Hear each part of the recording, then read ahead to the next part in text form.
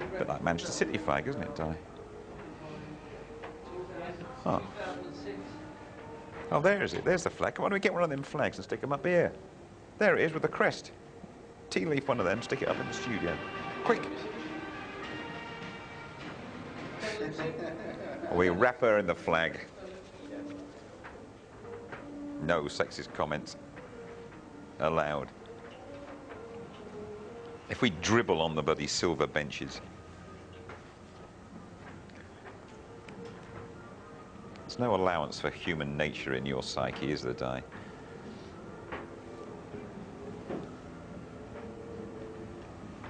Tube.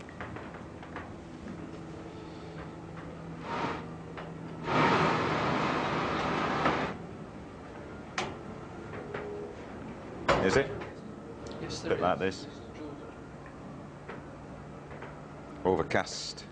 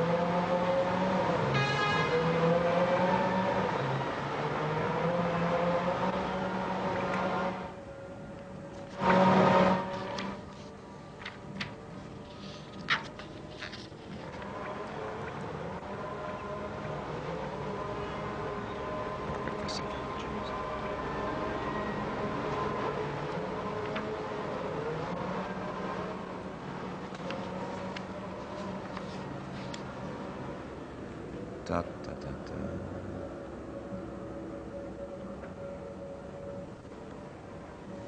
This is only like a chimney company gang.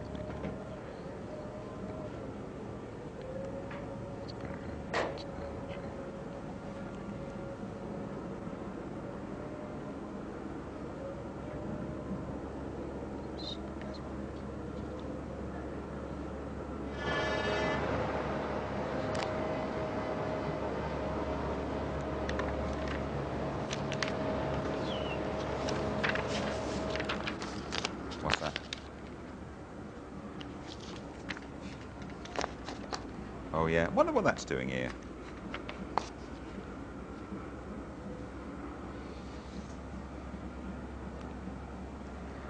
They always do us on the anthem, don't they, in Australia?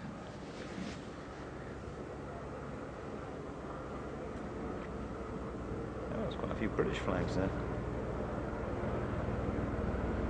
One in the parade, anyway. Ferrari, Ferrari, Ferrari.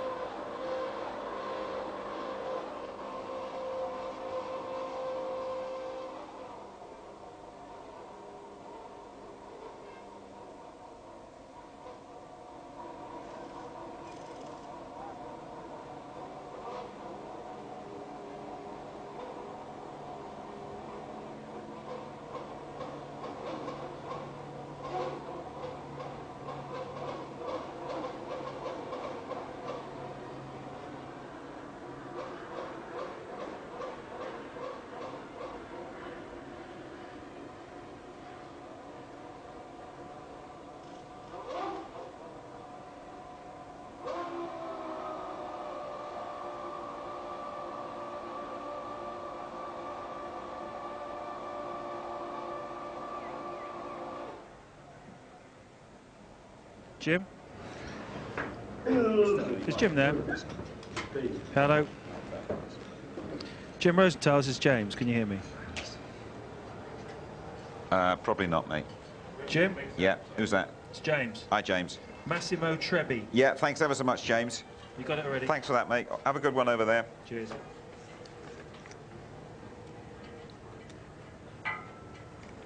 Come on, Phil. Knows it. Yes, my man. Why is this here? What can I do for you, Alan? Yes, sir. Talk me through it. DD. No, Have a good show down there. Gerardo, Keith, Di, everyone in the old ovens. Hey, Budweiser commercial voiceover, man. Ah, yeah. Aye.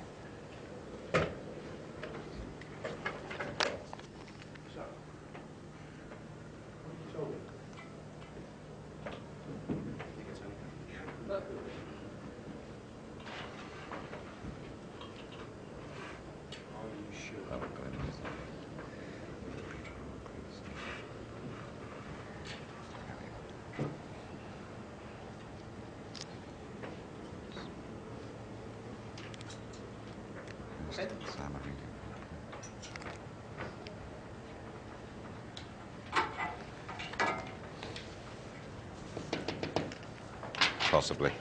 You might not get to that. Just in case, I'll hold it to you. I don't think we'll do that. What's all this about you? We don't want to give the bloody current, bloody Murdoch rag, give them publicity, news of the world. What's all this about you wanting to sail the Atlantic, Eddie, if we get to it? What's all this then, Eddie? And he'll go, I don't know what you're... Again, we're feeling. What's all this then, Eddie? 3 minutes to 1 air, he's going to beat Berger, isn't he, I think? Is he on his way? Short Ed. Have a good show, Teachy. You too, Jim. Welcome to the Ice Palace. It's nice. No. Oh. Ah.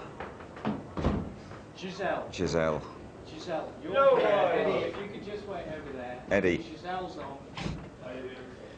Giselle, do you want to go and go with Keith? You can see it all happening down there. Yeah, just go one door. He'll tell you. One door down. Eddie's doing a few personal appearances at the moment. It's all right, Eddie. It's not an earner. You needn't say hello to everybody. Can I get my check here now? You can. 2 minutes Tell to me one the few air. stories I could tell about you, Chase and Stan Girls and that pose. Shut your face. Nice to see you, Ed. They lost their trousers. Fucking hell. Always got a soft spot for a man in a yellow shirt. You should know that. Oh, yes, look at that. Homecoming now. Who wouldn't want to get that? Check them off. Yeah, we'll do.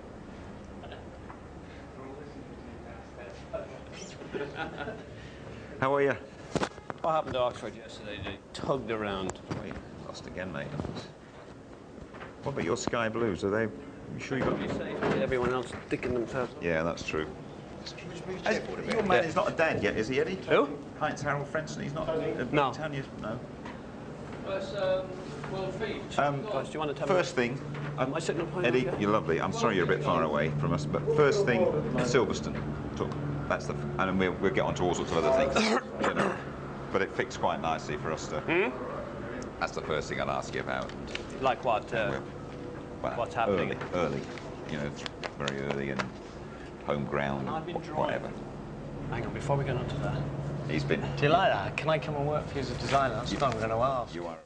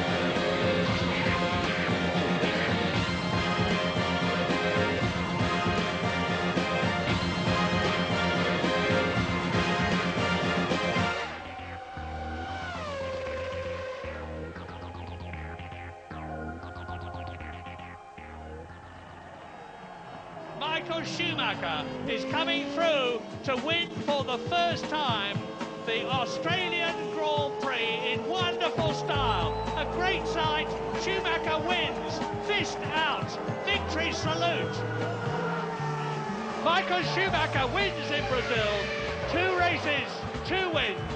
20 World Championship points.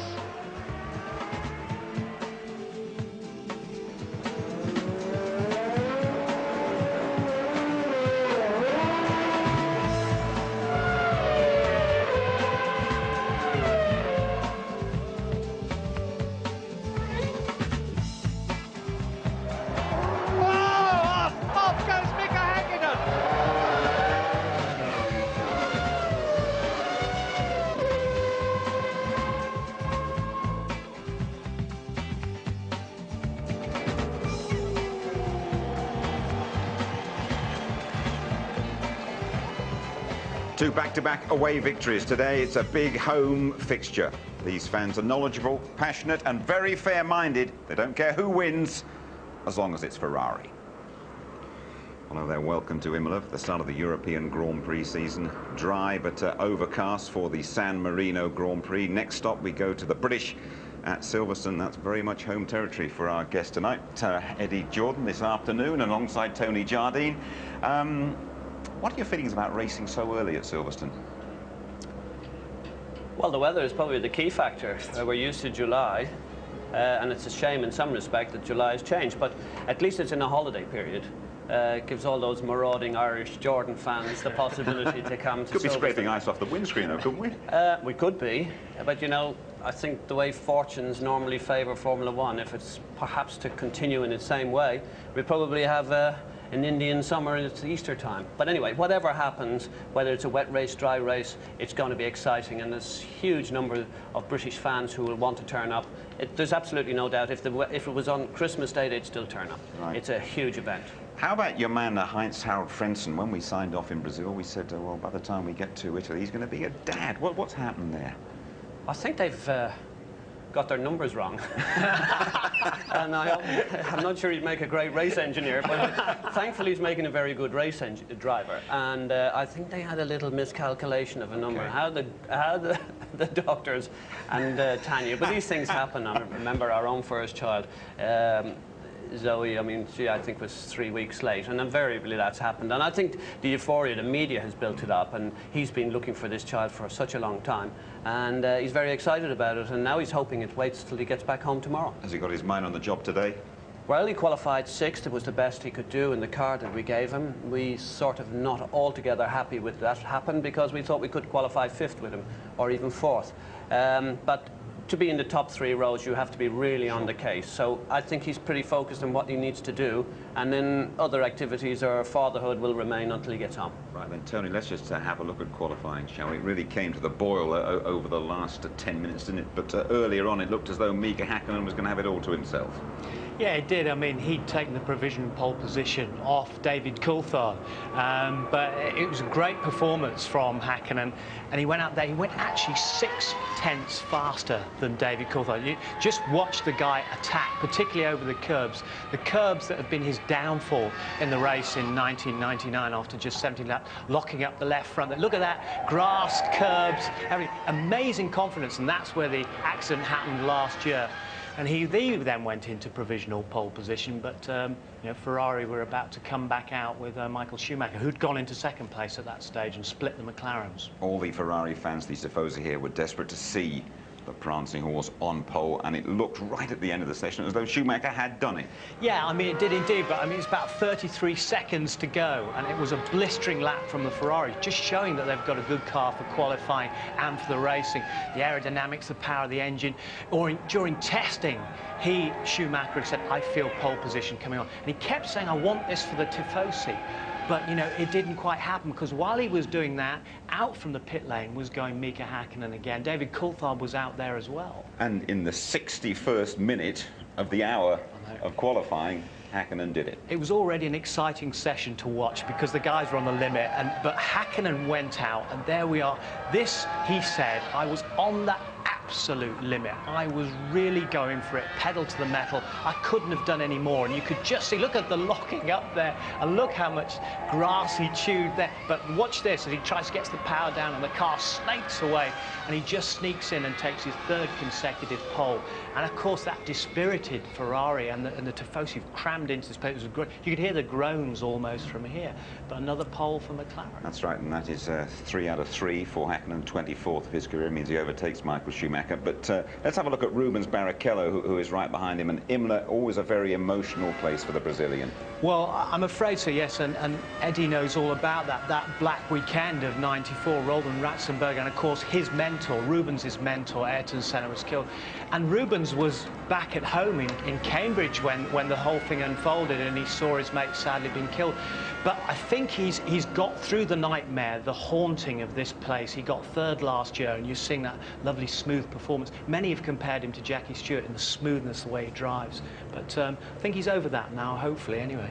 OK, Tony, let's just take a quick run through the grid, shall we? And confirmation that on the front is Mika Hakkinen just ahead of Michael Schumacher. Yeah, well, we're going to be treated to a great start here from the two-time world champions there. Now, Schumacher out of the two has had the more problems with getting off the line, but that's going to be a treat in store. And behind them, the number 2s there, if you like, Coulthard backing up his mate, and Barrichello, who had problems with his car overnight after qualifying. Then on the next row, you've got that BMW engine, not so shabby, is it, for Ralf Schumacher? And joining the Grand Prix 100 club is Heinz-Harald Frentzen. And Irvine, who said to Eddie, watch out the way, because this green car's coming past your man, HH. His 100th Grand Prix, too. Yeah. The reply is not permissible on this time. Villeneuve, back problems for him after qualifying. Diniz, that's his 2nd best qualifying performance, in 10th on the grid. 11th and 12th. Salo, who was hitting the curbs too hard and making problems for himself. And then we have De La Rosa and Zonta, 13th and 14th on the grid. 15th and 16th, lazy electrical problems. Verstappen, not a great performance from him. He was hoping to be much higher up. These two here? Well, a great shame really for Herbert. His performance was quite flat, like his exhaust, which sent the engine down flat, gone for the hard tyres. Button climbing the mountain, seemingly mountainous, these curbs, and having difficulty learning the circuit. Let's hope he's over that. Fisichella, totally the wrong choice, miles behind Wirtz of tyres. He's suffering. Minardi, a bad practice session qualifying for them. And problems not of his making, Heidfeld right at the back. Thank you very much indeed, Tony. Well, so far, really, Ferrari have knocked spots off McLaren with those Michael Schumacher victories in Australia and Brazil, and the deduction of 6 points from David Coulthard by the Sao Paulo stewards for that illegal front wing. Well, that was another huge blow to the Woking-based team, who have yet to score a point this season. But pipping Schumacher for pole gave them massive satisfaction. There are a growing number of people in Formula One who believe that Mika Hakkinen is now every bit as good a driver as Michael Schumacher, and in qualifying yesterday he staked his claim to be considered even better. Ferrari came to Imola expecting to get the pole, and Schumacher looked set to claim it with an excellent lap in the dying seconds of qualifying. Cue the outpouring of Italian emotion. But with the track improving all the time, Hakkinen's crew had planned one last hot lap, and the Finn delivered, nicking the pole by 9/100ths of a second. It was Hakkinen's 3rd straight pole of the season. McLaren were exultant. Michael Schumacher was gutted. Actually, yes, I'm disappointed because again, it should have been possible, and I destroyed it. Made a mistake which cost me too much lap time to continue, and that was very annoying for myself. I'm happy. Maybe I'm not showing my excitement at the moment. There's no point to do that because tomorrow is the race. I just said the engineers did a great job to able to balance the car like they did, and the whole team did a good job. But qualifying is one thing, winning a 62-lap race is another. Both teams are right on the limit at the moment, but Ferrari have had the reliability to win the first 2 races, whereas Hakkinen's McLaren has failed both times while he was in a position to win. Today's race, therefore, has a critical importance to both teams. For McLaren, there are still question marks over the reliability of the engine, and you can tell that Hakkinen is desperate to get 10 points on the board this afternoon and make up for his mistake here last year. It's not only that, it's just I want to finish the Grand Prix. I just want to score some points. That's my main aim here, you know. I don't want to prove anything, just want to finish the Grand Prix, and if we got a speed, we can win it. At the back of Ferrari and McLaren's minds is the prospect of new rules which come into force at the next race to slash engine electronics, which could alter the balance of power at the front of the grid. They've banned all systems which allow engine mapping to be changed and control traction. The engine builders will have a real headache getting back to basics in just 2 weeks. Today's race then is the last hurrah for high-tech electronics, and who knows what will be going on beneath the surface. I think everybody's exploring the limits of the current regulations, and I think it'd be interesting to see the outcome of Silverstone when some aspects of the playing field are a little bit more level. So, Eddie, everybody exploring the limits. What's your spin on what's happened there? Each team has its own viewpoint on what's happened, and if, as Max Mosley, our president, has suggested that perhaps there may have been at least one team cheating last year, I can understand where he's coming from, because I think there's nothing more devastating to a team if they feel, or if there's even the slightest innuendo that somebody is playing an unfair game. So if he's able to make it a very clean playing field, then I would see Ron Dennis's position, that I think it's good for the sport. Then everybody knows who's going to be the winner at the end of the race. Without getting too technical, are you going to have to make really fundamental changes for Silverstone?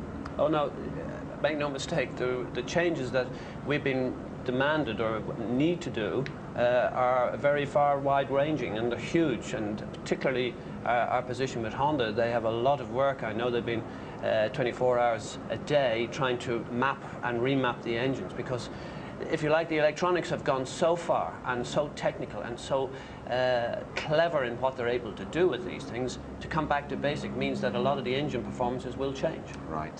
While you've been talking there, this fella's been doodling. I mean, he does a lot of this, I have to say, and I don't normally take a lot of notice. But Tony, I think you've got something to show us that's relevant to David Coulthard's losing those points in Sao Paulo. Well, I mean, I've been scribbling away a little bit here just to kind of illustrate what's going on, and the FIA, how strict they're being. There's the plank that runs right down the centre of the car on the underside. That is actually the reference plane from where they take the measurement of the front wing. From that up, that's the reference plane again, to the wing rear end plate. Now, because of all the bumps and bashes that the car took over Interlagos and the bumps, the wing end plates, they were rotating on their axis and actually going lower. You're allowed 50 millimetres from the reference plane to the bottom there. McLaren were measured at 43. So 7 millimetres out, you're allowed a 5 millimetre tolerance for manufacturing, okay? That meant they were 2 out. Now, when they went to the court with this, to the FIA, they said, I'm sorry, mitigating circumstances aside, it was the same for everybody, you're still out. Play art master here. How many out of 10 for that? Can I come and be a designer now? He'll sign it for you if you want before you go. He's obviously been to the Ron Dennis School of Charm here, there's no doubt about that, but he obviously hasn't been gifted with the same artistic license, because that's what that is. Are you crazy? How can you say it's 2 millimetres out when it's 7 millimetres out? The maximum tolerance is 5%. Let's talk about your man today, Jarno Trulli. I mean, who the Italian fans will be backing, but he says he feels more British than Italian. Is that right? It wasn't by any coincidence that you're a British television crew and you needed to be on your station, but no, he is a fantastic boy, I have to say. There he is on screen. He's brought a very light-hearted effect. He gels perfectly into the Jordan style. I have great future plans in my mind as to what he can do. Hopefully most of that will be with Jordan. But he's a very young guy, he's very bright, and he's enormously quick. You just don't become world champion in karting 3 times in a row unless you're at the very highest level of your sport, and that's where he is. Before you go, briefly, your expectations from the San Marino Grand Prix? I'd love to see lots of rain. You're going to struggle, 10% chance, I think it is. I think it could be there before we know it. But I see a huge titanic battle between Michael Schumacher and, of course, Mika Häkkinen. The problem this year for Mika is the pressure is on him.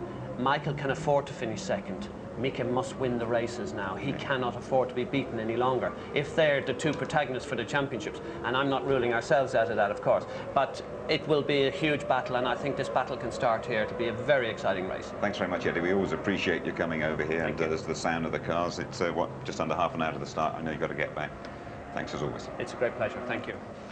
Well, really, as Eddie's been saying there, Mika Häkkinen really has to kickstart his season here this afternoon. Despite that brilliant qualifying lap, he doesn't like Imola. He's raced here 7 times, and 3rd is his best ever finish. Last year, he had the race in his pocket, and then he put the McLaren in the wall.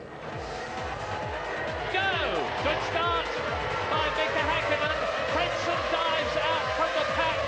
Villeneuve has stalled. Jacques Villeneuve has stalled from 5th position on the grid.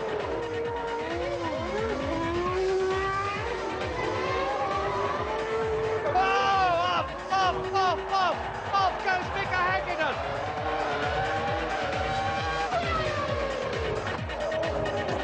That's one less for Eddie Irvine to worry about. Very, very finely balanced, this one. David Coulthard now in the pit lane, and 6.9 the target, 18.3 seconds Coulthard's lead before he came in this time round, and I don't think that's enough to get back out in the lead. Schumacher takes the lead. It's too long. Come on, Alan, give us a break. Tell your chap to move over and let David through. He is, after all, a lap ahead of him. David trying very hard, too hard. Panic goes through again. And he's got ahead of the traffic, and he's got ahead of David Coulthard.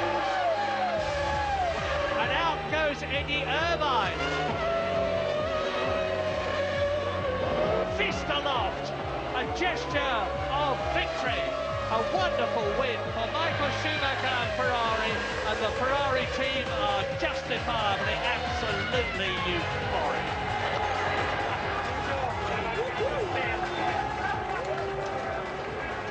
So quite a rare Ferrari victory here at Imola. In fact, we're the closest circuit to San Marino. That's around about 40 miles away, and here are 1 or 2 other little tidbits for you without getting too Anaraki. Lots of different winners here. Häkkinen never won at Imola. 100th Grand Prix for Irvine and Frentzen. Just a couple of won back-to-back Grand Prix. Senna 88, 89, and Damon Hill, who popped in here a couple of days ago, 95 and 96, and just 1 winner from outside the 2 front rows of the grid, and that was Nelson Piquet. Started 5th on the very emotional day back in 1981. Right then, let's drive the 3 miles around Imola. It's a tough circuit for brakes, those big chicanes, riding the curbs, an essential skill. It's Martin Brundle with one of the Ferraris that 125,000 fans have come to see. You're on board with Rubens Barrichello. Let's share his best lap from qualifying yesterday in the Ferrari. Stay on the left-hand side down the pit straight. It's less bumpy and a shorter route towards Tamburello. 185 miles an hour. Straighten out this kink and then left 125, 85 miles an hour now. And don't lift the throttle on the exit. Ride the curb a short straight. But you'll still be doing 185 as you arrive at the Villeneuve chicane. 125 now. Now down to 70. Tightens on the exit. A short squirt. Bring the car over to the right-hand side for Toza. Just 60 miles an hour, turns in nicely there for Barrichello, controls the wheel spin on the exit. Now move over to the left-hand side in a diagonal, pop over the top of the hill. Piratella is ahead of you. 180 miles an hour on the way in, 100 through the middle, cascading downhill now to the best corner on the circuit, Acqua Minerale. 180 now, sweep down 150, and now down a second time to 70. Into the foot of the hill, let the car run to the outside. Great feeling as you accelerate towards Variante Alta. 185, but you can't see it. Flick-flack across the curbs, and then use a little bit of grasscrete on the exit. Now take the line of least resistance towards the Rivazzas. No need to lift the throttle here as long as the track is dry. And then brake ridiculously late down to just 75 miles an hour. Short squirt on the throttle, still 3rd gear, 80. Now play with that throttle, and you're heading in towards the end of the lap. An easy sweeping right-hander into Variante Bassa, the low chicane. Watch him come down the gears, really struggling to get enough gear shifts in before he's already heading into the pit straight over the start-finish line. A great lap from Rubens Barrichello. Great lap from Rubens. Have a look at this. This is warm-up this morning. This is Michael Schumacher giving his front jackman, Massimo Trebbi, a very nasty shock. Massimo's knees went all trembly at that point. Nose to nose, nasty shock. Didn't take the full count. I'm delighted to say that Massimo is okay. Gentle words of comfort from Michael Schumacher, the only Ferrari winner here in the last 17 years. There he is on his installation lap. When you rejoin us, we will get serious with FIA President Max Mosley and go for a spin with Giancarlo Fisichella. The us live at Imola, counting down to the San Marino Grand Prix. Watch for David Coulthard today on the second row, and he really loves this circuit. Well, now the first of a new series of Murray Meets. Murray Walker talking to the big movers and shakers in the world of Formula One. Today, Murray's button-holder man, whose use of the word cheat has reverberated around the sport this weekend.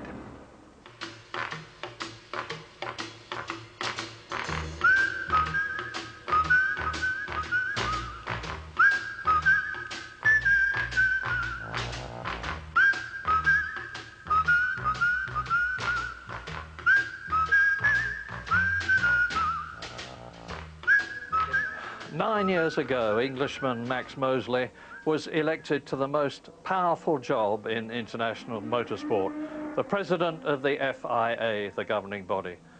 And Max, a heck of a lot's happened in your time. Are you happy? On the whole, yes. I think the main thing has been trying to keep the safety moving, get improvements there. Still not as good as we'd like, but it's an awful lot better. Now, you've just exploded a massive bombshell in motorsport with the news that as a result of this long-running dispute there's been between the FIA and the European Union, you're withholding European Grand Prix licenses for Formula One events next year. What's that all about? Well, it hasn't got quite that far yet. What it's really all about is that the Competition Commission in Brussels, or the Competition Department of the Commission, really want to make two huge changes to the way motorsports run in the EU. One is they say there shouldn't just be one governing body per country, as we've always had, like, say, the RACMSA in the UK, but multiple governing bodies that anybody who wants to set up can issue licenses, license circuits and so on, rather like in world boxing, and of course the same thing internationally. We say that's quite unacceptable. That would be anarchy, wouldn't it? Well, it would. You see, the trouble is that they love this idea of competing bodies, but the only way you could compete in motorsport was who had the least safety requirements, because, you know, whoever made it least safe would be cheapest. That's exactly what we're trying to avoid. So that's the first big quarrel. The second big quarrel is they say that the television and other commercial rights for each Grand Prix should belong to the organizer. Now, we're quite happy with that if it was just a Formula One race, but if it's part of our Formula One World Championship, we think those rights belong to us, rather like the rights to the Olympic Games belong to the International Olympic Committee. Well, now, in a situation like this, Max, you always nervously wonder, does this affect me? Does this mean the British Grand Prix at Silverstone gets the old heave-ho as well? If the European governments allow the European Commission to interfere in the running of our sport to this degree, yes, it could come to that. But what we hope is that the relevant governments, British included, and of course even ordinary people writing in, they will realize you simply can't do this. You cannot have a lot of unelected bureaucrats in Brussels interfering in an absurd and gross way with the sport. We seem to live in some pretty turbulent times at the moment. There have been suspicions for 2 or 3 years that some teams are using some hidden kind of traction control. Why has it taken the FIA as long as it has to get after it and do something? Well, we've been after it and doing something constantly, and we're always, forever stopping people doing things. But of course, we don't tell the other teams. With one team in particular is very suspicious about another top team in Australia. Now, we know we've stopped it, but we can't tell the team who are suspicious because it would be breaching confidence. We are totally on top of it. The reason we've taken these rather dramatic steps is that evidence emerged that somebody did something last year that we didn't spot, and something really quite serious. And when I heard that, I said to our people, we've got to go a whole order of magnitude harder on this, because we must be certain that we know what's going on. Major team or a minor team? Middle ranking. Yes. No names, no pack drum. Dan. Formula One is booming, booming, booming, enormous actual audiences and gigantic television audiences all around the world. Can you see it plateauing anywhere? I hope not. It's been, traditionally, it was always the countries where there was a driver or a circuit or a car that followed Formula One. Now we're getting countries where none of those are present, following it in huge numbers, and there is no reason why it can't go on getting even bigger and even better. Thank you, Max. Don't leave us, we need you. You're very kind. Respect, Max. Yes, we should do all this. This is like Ali G. Don't know about Ali G, but how much respect have you got for that stance? Enormous amount of respect. I think it's 110% the way to go. You've got to stop the spread of all these gizmos. And as Max Mosley has said, it has to remain a human contest. Otherwise, you're detracting from what the driver can do. And it's all about the drivers. Yes, the cars as well. Go too far with all the electronics, we're losing it. Simple as that. Thank you, Tony. Let me just remind you of the standings. Of course, Coulthard lost his Brazilian points. Schumacher, the 20-point maximum. Barrichello and Ralph Schumacher, third equal. 20-year-old Jenson Button promoted to sixth, and he's the youngest Grand Prix driver ever to score a point. But just look at Giancarlo Fisichella, the Roman, second in the Benetton, fifth in Melbourne, elevated to second in Sao Paulo, and that's reason enough for Louise Goodman to hitch a ride with him. It's raining. It is. Is it going to rain this weekend? So this is a special race for you? It's a special race for me. It's my home circuit. I like the circuit because yeah, I won my first race in Formula 3. Right. I scored my first point in Formula 1 with Jordan in the 1997. Yeah. Last year I finished 5th. So I think there is a good feeling with the circuit, and I hope on Sunday to get on the podium again. Why is it? What is it about the Italians and motor racing? I mean, it's like, it's almost as if you're born loving it, aren't you? Why is that? Because in Italy there is Ferrari, and they are crazy just for Ferrari, even for the Italian drivers, even for me. Were you like that when you were a child? Were you a big, passionate Ferrari fan? No, I was, when I was young, you mean? No, I was just pushing for Niki Lauda. Yeah. It was my hero. Yeah. And then for Ayrton Senna, but not for Ferrari. I don't know why. So you're not a true Italian then? I am Italian. Let's talk about, you know, your start to the season. I mean, you have had a really brilliant year so far, haven't you? Yeah, I am very pleased for that. I feel very confident, very strong inside. It's a good moment for me. And I feel even very confident because the car is getting better. There is a very good performance. It's very reliable. Even the engine is very good. It's much. There is much more power than compared last year. And for the future, I think we can be much stronger. And you're very happy. You seem to be very happy at Benetton. Is it a nice team? Yeah, it's my third year with them. There is a very good feeling with the mechanics, with the engineers, especially with the engineers. They understood me straight away. They know my style of driving, and in the last two races, we did a very good job from the Friday to the Sunday. And you like them all so much, you're buying them all dinner tonight, I understand. Yes, there is a nice dinner. I invited all the guys, and we go here close to Imola to be a little bit together. And tomorrow we start. Does it make a difference to do that kind of thing, do you think? I think it's important. It's important to have a game of feeling. It's better because the team must be like a family. Arrived with him this morning. The Imola family gave him a great reception, but Fisico starting a distant 19th. Well, 2 stops is very much the norm on this hard-braking circuit. Here's James Allen for his thoughts on today's strategy. Well, Jim, Brazil was a great example of how exciting Grand Prix can be when the two front-runners are on completely different strategies, and I think we'll see a lot of that this season. The reason for that is because McLaren-Ferrari, the front group, and the next group of Jordan-Williams, there's such a huge gap between them that after about 24 or 25 racing laps, the teams can gamble on a pit stop, rejoin in front of that following pack. So there's big, big scope for improvising and excitement. Today, I think we'll see mostly 2-stop strategies, with the first stop around about lap 24, but tyres could play a key role here today. Mika Hakkinen has opted for the softer tyre, whereas David Coulthard and both Ferraris are on the hard, which is probably going to be better suited to today's cool track temperatures. David, it's the first time this season that you've been looking at someone's tailpipe, but Mika is on the softer tyres, you're on the harder tyres. In fact, there's quite a mix up and down the grid. Is that going to make a difference in terms of the strategy today? Well, whatever tire choice I made, I hope obviously it works to my advantage. But you know, in making a decision for qualifying, naturally you give up a bit of performance in qualifying to hope that you're going to get something in the race. And you know, in making my decision, obviously didn't expect to be in third on the grid, but it is quite close, and we just need to hope that make a good start, and the strategy is going to be a key thing here.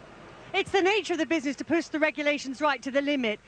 In Brazil, you got caught out by the track. Have you had to come slightly back from the edge to make sure that doesn't happen again this weekend? Well, that's really a question for the team. You know, in terms of what I do, I'm just trying to do exactly the same, push the car to the limit, and inevitably, I guess, if you're being found to be over the regs, then you're going to have a bit more fat there to allow yourself any unusual things. But we've raced on this track, this surface, many times, so we know it well. Thanks very much. Well, Jenson Button may be right down the back end of the grid, but his teammate Ralf Schumacher, a fantastic qualifying effort from you. You in a very strong position. Well, we are actually in a very strong position. I think Jenson had a bit of a bad qualifying yesterday, otherwise he would have done a lot better, I'm sure. But, you know, we'll see how we end up in a race. I hope I have a good start and finish. I understand you're a bit of an engine problem this morning, so is this the T-car or your race car you're running? I'm going to race the T-car again and hope that lasts. Third time this year? That's the third time this year. So far it brought me luck, and we'll see. Have a great day. Thank you. Elder brother Michael going for treble top. Hackinen's aim to handle the Ferrari fanatics and the Imola circuit. He has never managed that, the world champion. Unlike David Coulthard, who relishes bouncing off the curbs at the likes of Barrichello, Ralphie Schumacher, Frentzen, Irvine and Trulli, all very much in the mix then for the San Marino Grand Prix. Back with them again, and we'll let you know just as soon as we can rejoin them.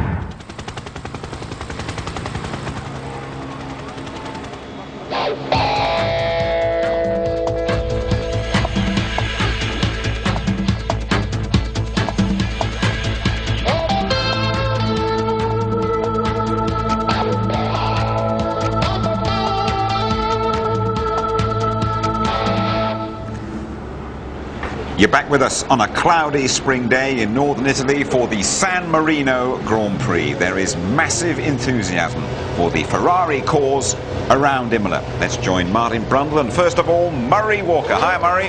I'm fine, Jim, thanks very much. Now, Australia was great, Brazil was very good indeed, but there's something very special indeed about being back in Europe for the first European race of the year 2000 World Championship of Formula One. And what a prospect we've got. You've heard a lot about it already. Mika Häkkinen there in pole position for the 24th time in his career, the third time this year, but, and this is the big but, for the first time this year, Michael Schumacher alongside the Finn in the front row. Now, they're both super starters, but Mika Häkkinen, I think, is a superer, if there is such a word, starter than Michael Schumacher, and he's got that advantage of a car's length ahead of the Ferrari of Michael Schumacher that you're looking at on the grid. And if he gets away first, it's going to be mighty, mighty difficult for even Michael Schumacher to pass him. David Coulthard there treading on their heels, and this morning in the warm-up the two McLarens were faster than both the Ferraris. There was only 6/100ths of a second in it between Coulthard and Häkkinen. Michael Schumacher 0.2 of a second slower than the fastest McLaren. Rubens Barrichello fourth fastest, 0.8 off the pace, so it's looking like another McLaren versus Ferrari contest, but I wouldn't like to put money on any of the four of them. I think they're not sure either. Talking to Häkkinen just before they went to the grid, he's expecting a very close race, and certainly whenever they've all been on the track at the same time, there's been a tenth or less between the three of them. Barrichello just hanging on by his fingertips, really. Coulthard you saw getting in the car quite late. That's because he left his earplugs in the toilet, would you believe? But all of these simple things can affect you when you've got to get a Grand Prix underway. But I think it is going to be extremely competitive at the front end, and I think the tactics today, the strategies and getting in and out of the pits is going to play a very crucial part in this race. Been a bit of a downer for Rubens Barrichello so far. He just hasn't been able to get to grips with the setup, the handling of his Ferrari for his third race with the Maranello team. And as I said, he was 0.8 of a second off the pace this morning.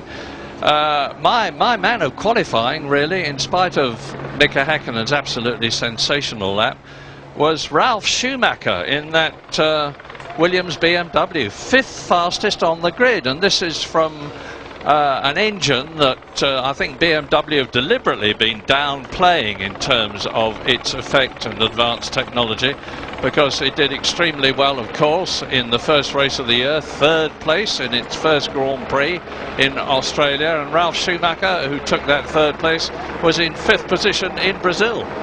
Yes, I think in fairness to us all who thought they were going to have a disastrous start to the season, that's because in testing we only seem to see the Williams on the end of a tow rope, really, with a lot of engine problems. But also in fairness to the team and Gerhard Berger of BMW, they kept saying, listen, it's going to be okay, it's going to be okay.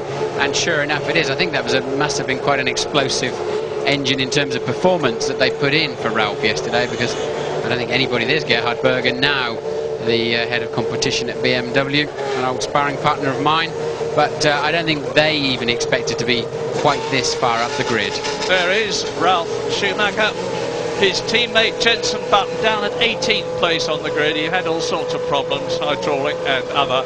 He was 2.4 seconds off the pace in qualifying, but this morning Jenson was 11th fastest out of the 22 starters, 1.4 seconds off the pace.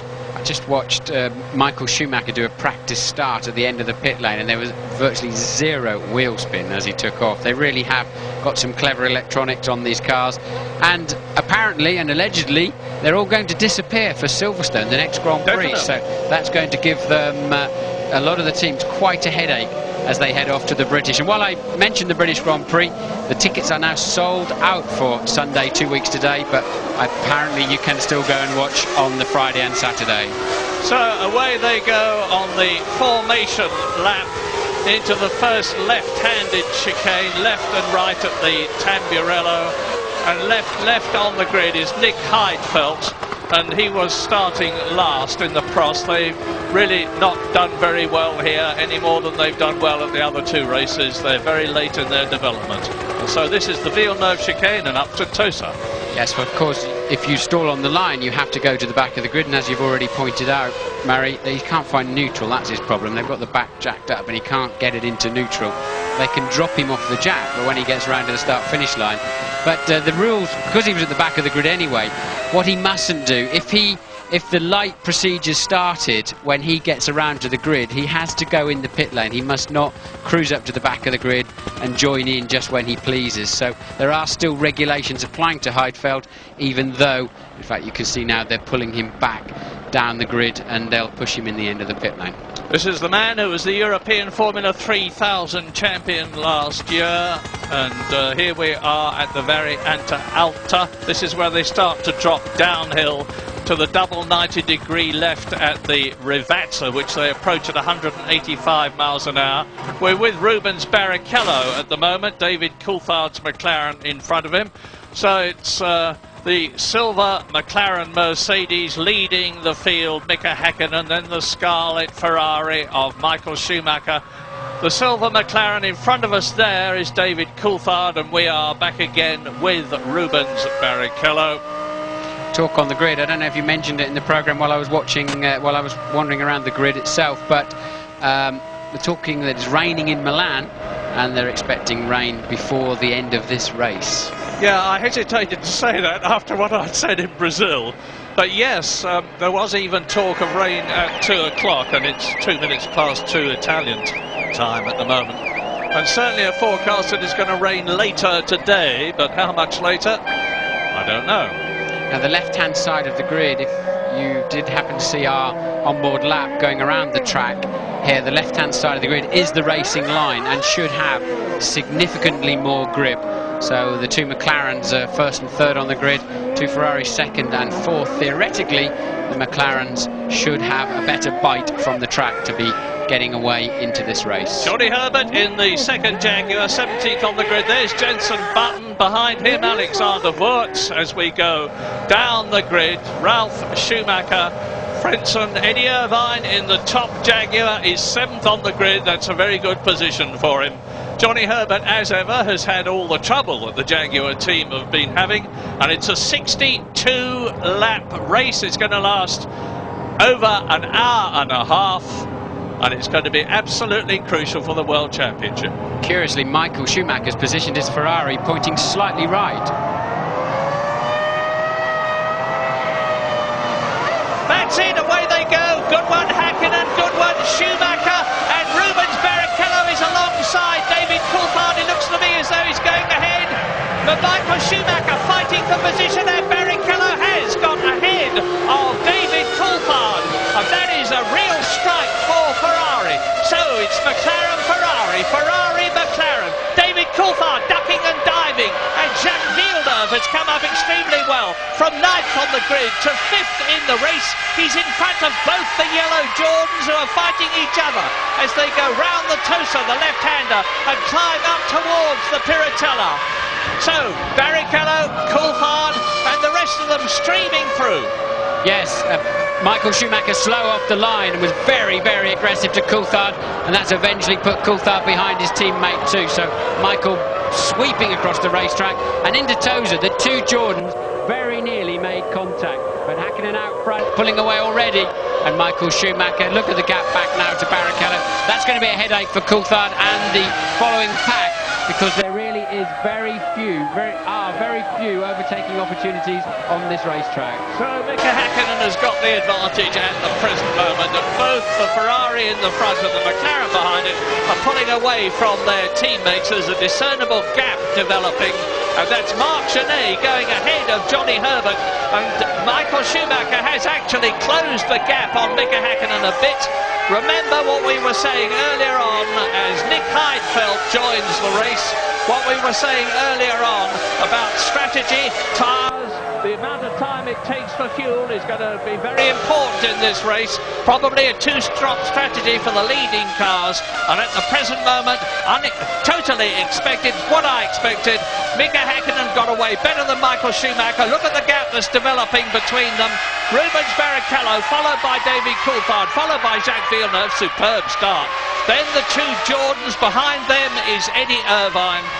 The guy who really got a rocket start was Ralf Schumacher, actually, but he's now down in 9th place. He had to take to the grass. His brother pushed Coulthard wide, and Ralf was the net loser, especially in that one. Hopefully we'll get a replay of that start. There was a lot of action for us to have a look at. And of course I'm going to be watching Jenson Button. He started 18th on the grid. He finished the first lap in 17th position, and we've still got a long, long way to go. Barrichello, Coulthard, they're pulling away from Villeneuve, and behind Villeneuve is Jarno Trulli. Here's the start. Now here's the start. Look at Michael Schumacher snaking across, gets in front of Coulthard. Coulthard has to lift out Ralf Schumacher on the grass and gives Barrichello the run. He so nearly took Michael, actually. Now Barrichello jumps on the throttle, look, squeezes Coulthard wide, and then he has the position. Sensational start for Jacques Villeneuve too. Over the line, and Michael Schumacher is now faster than Mika Hakkinen by just 1/10 of a second at this stage of the race. As line astern, they come over to complete another lap. They're on their third lap now out of 62. Mika Hakkinen leading the Ferrari by 1 second, and the fastest lap by Michael Schumacher, which we've just had, will have closed that gap a bit. The fastest lap last year was 1:28.54 by Michael Schumacher in the Ferrari, and last year, of course, Michael Schumacher was not in the... And so, there he goes, down the descent to the Rivazza again. It's the last part of Acqua Minerale, actually, and we have a Minardi off as Mazzacane, sorry.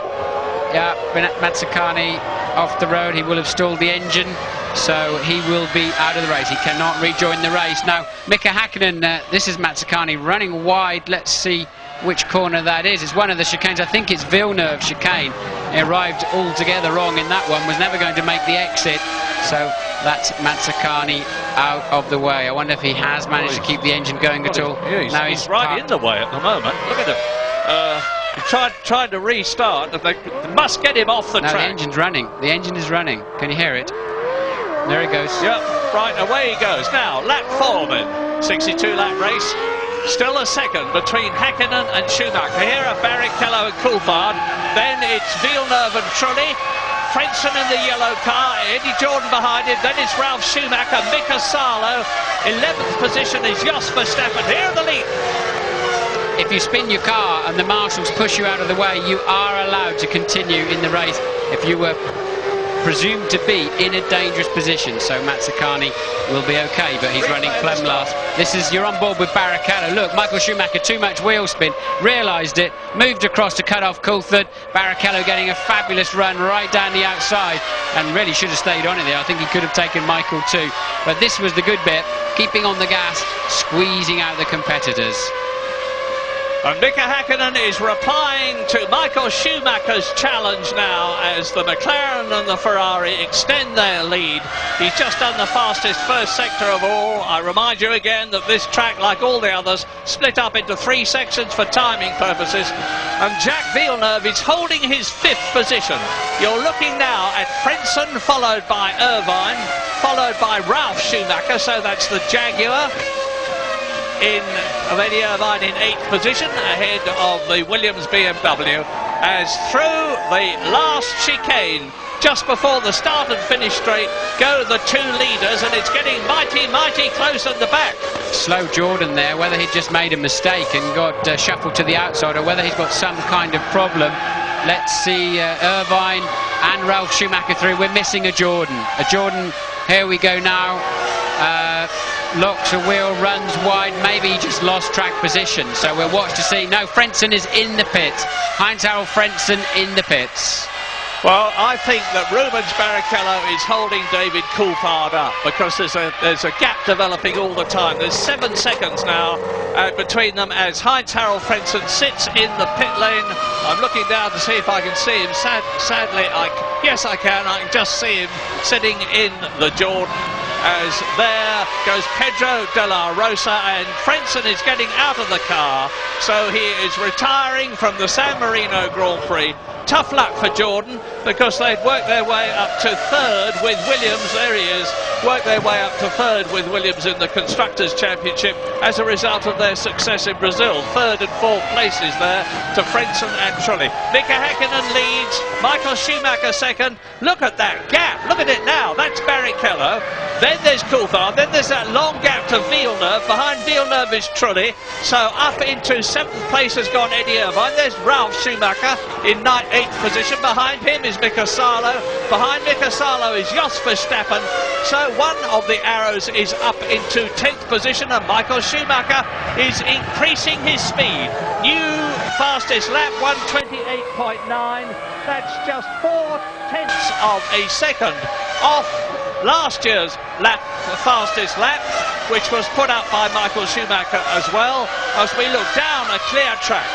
So we've got McLaren versus Ferrari, Ferrari versus McLaren, VAR, there it is, Villeneuve versus Jordan. The Jaguar going well in 7th place, a gap before Ralf Schumacher in the Williams BMW. Salo followed by Verstappen. In 11th place is Ricardo Zonta in the next VAR, Pedro Diniz in the 2nd Sauber. And coming round at the back, Giancarlo Fisichella, that you saw talking to Louise earlier on, and he's down in 19th position. Something looks very wrong indeed with the Benetton. His teammate Alexander Wurz is 4 places ahead of him in 15th place. Leaders down to the Rivazza, and off goes the other, or is it Mazzacane again? I can't tell you. No, it's Genet this time. Mark Genet, and I think Jenson Button is in there somewhere as well. So Mazzacane has gone off and rejoined the track in the Minardi. Genet has just gone off, and he was with Jenson Button. So, completion, look at this. Schumacher is closing. The gap was previously just over a second. Now it's just under a second. Not very much to close, but here is the battle again between the 3rd and 4th cars. Oh, there, Jenson Button out of the race. So he failed to finish in his first race in Australia, notwithstanding the fact that he got up to 4th place. He had a fine drive to his first World Championship point in Brazil. He's out of the San Marino Grand Prix, and I suspect that he and Genet had a coming together while they were fighting for 17th position. And look how close it is. You see, Barrichello is 10 seconds behind the race leader. David Coulthard is right behind Barrichello. Then there's a 4-second gap to Villeneuve, and only 5 seconds covers the next 6 places.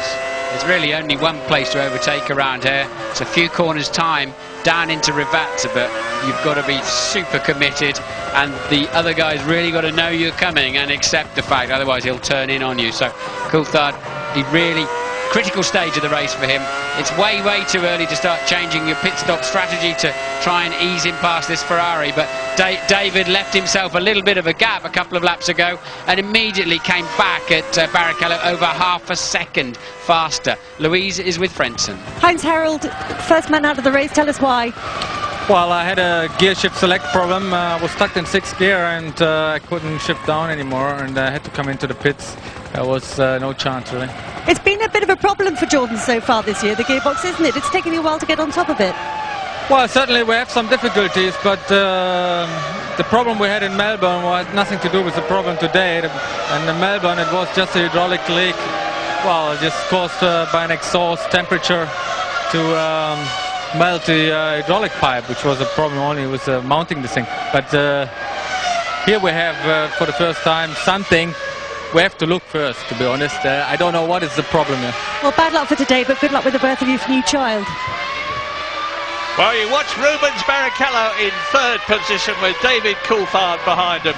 And the gap from Barrichello to Häkkinen, the race leader, is now some 10 seconds. I think if only David Coulthard could get past the Ferrari, he could pull away from it. But Rubens Barrichello, quite understandably, is not making room for him to do that. And on this circuit, it's very difficult to pass unless you get cooperation from the man in front.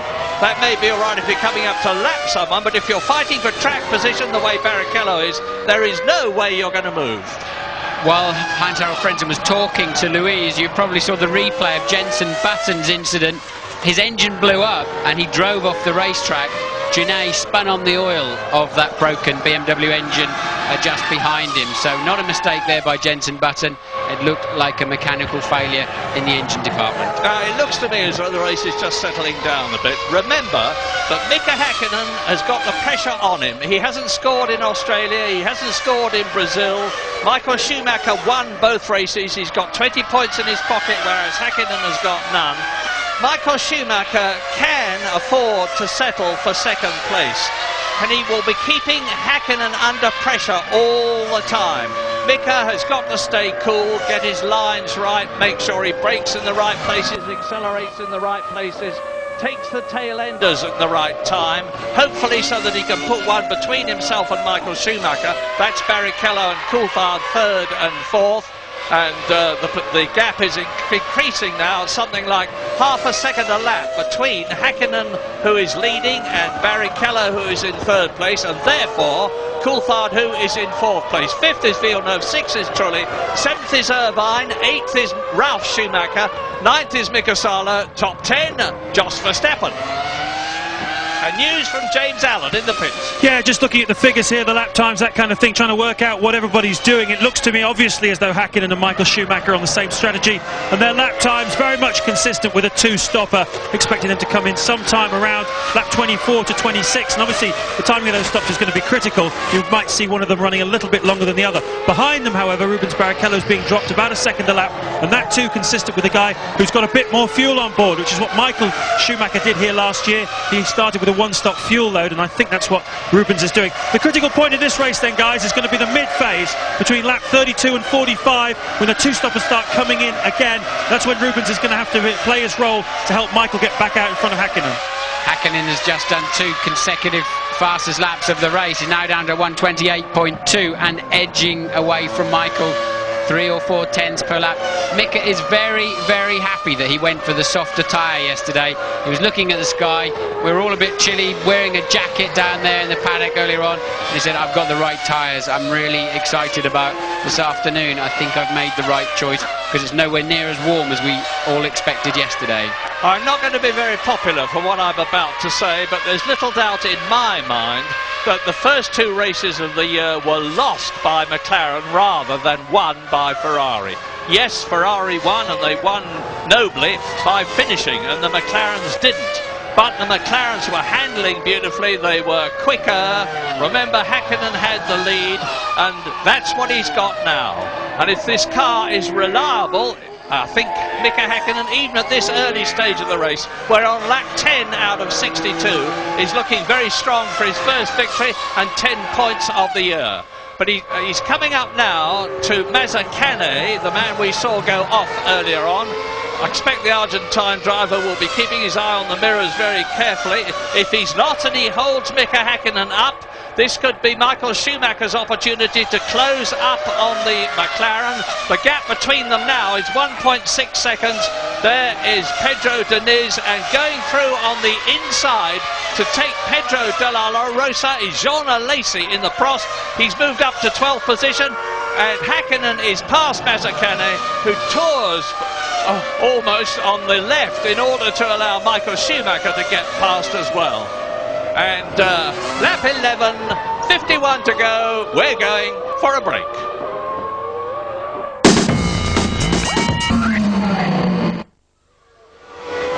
Lap 13 out of 62 at Imola for the San Marino Grand Prix. It looks as though we have another retirement, because Jos Verstappen in the Arrows has come into the pits, and we've seen that he's got some kind of a suspension problem. Mika Häkkinen there, still leading the race. Now a discernible gap of 1.7 seconds between him and the first Ferrari of Michael Schumacher. Then it's Barrichello third, Coulthard fourth, Jacques Villeneuve still in 5th position, but right up behind him is Jarno Trulli-Jordan, the only one that's left because Frentzen is out.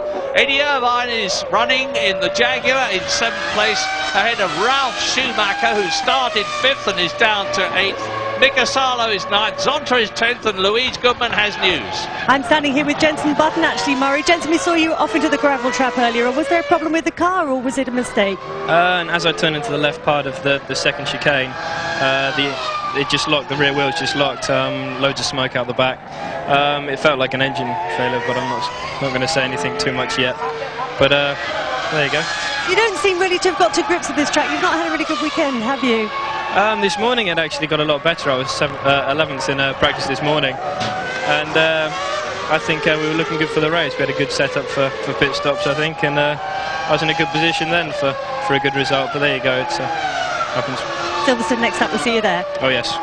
A very realistic response and attitude from Jenson Button. He's now a very, very famous man in Britain, and everybody's expecting miracles from him, but this is, after all, his first Grand Prix season. 20 years old, he's learning all the time, and he certainly learned at Imola how you have to attack the curbs. You can't get round this circuit quickly unless you do.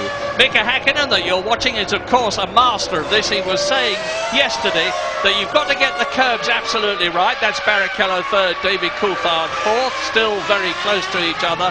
And Häkkinen was saying, if you attack too much, you go off. If you don't attack enough, you lose time.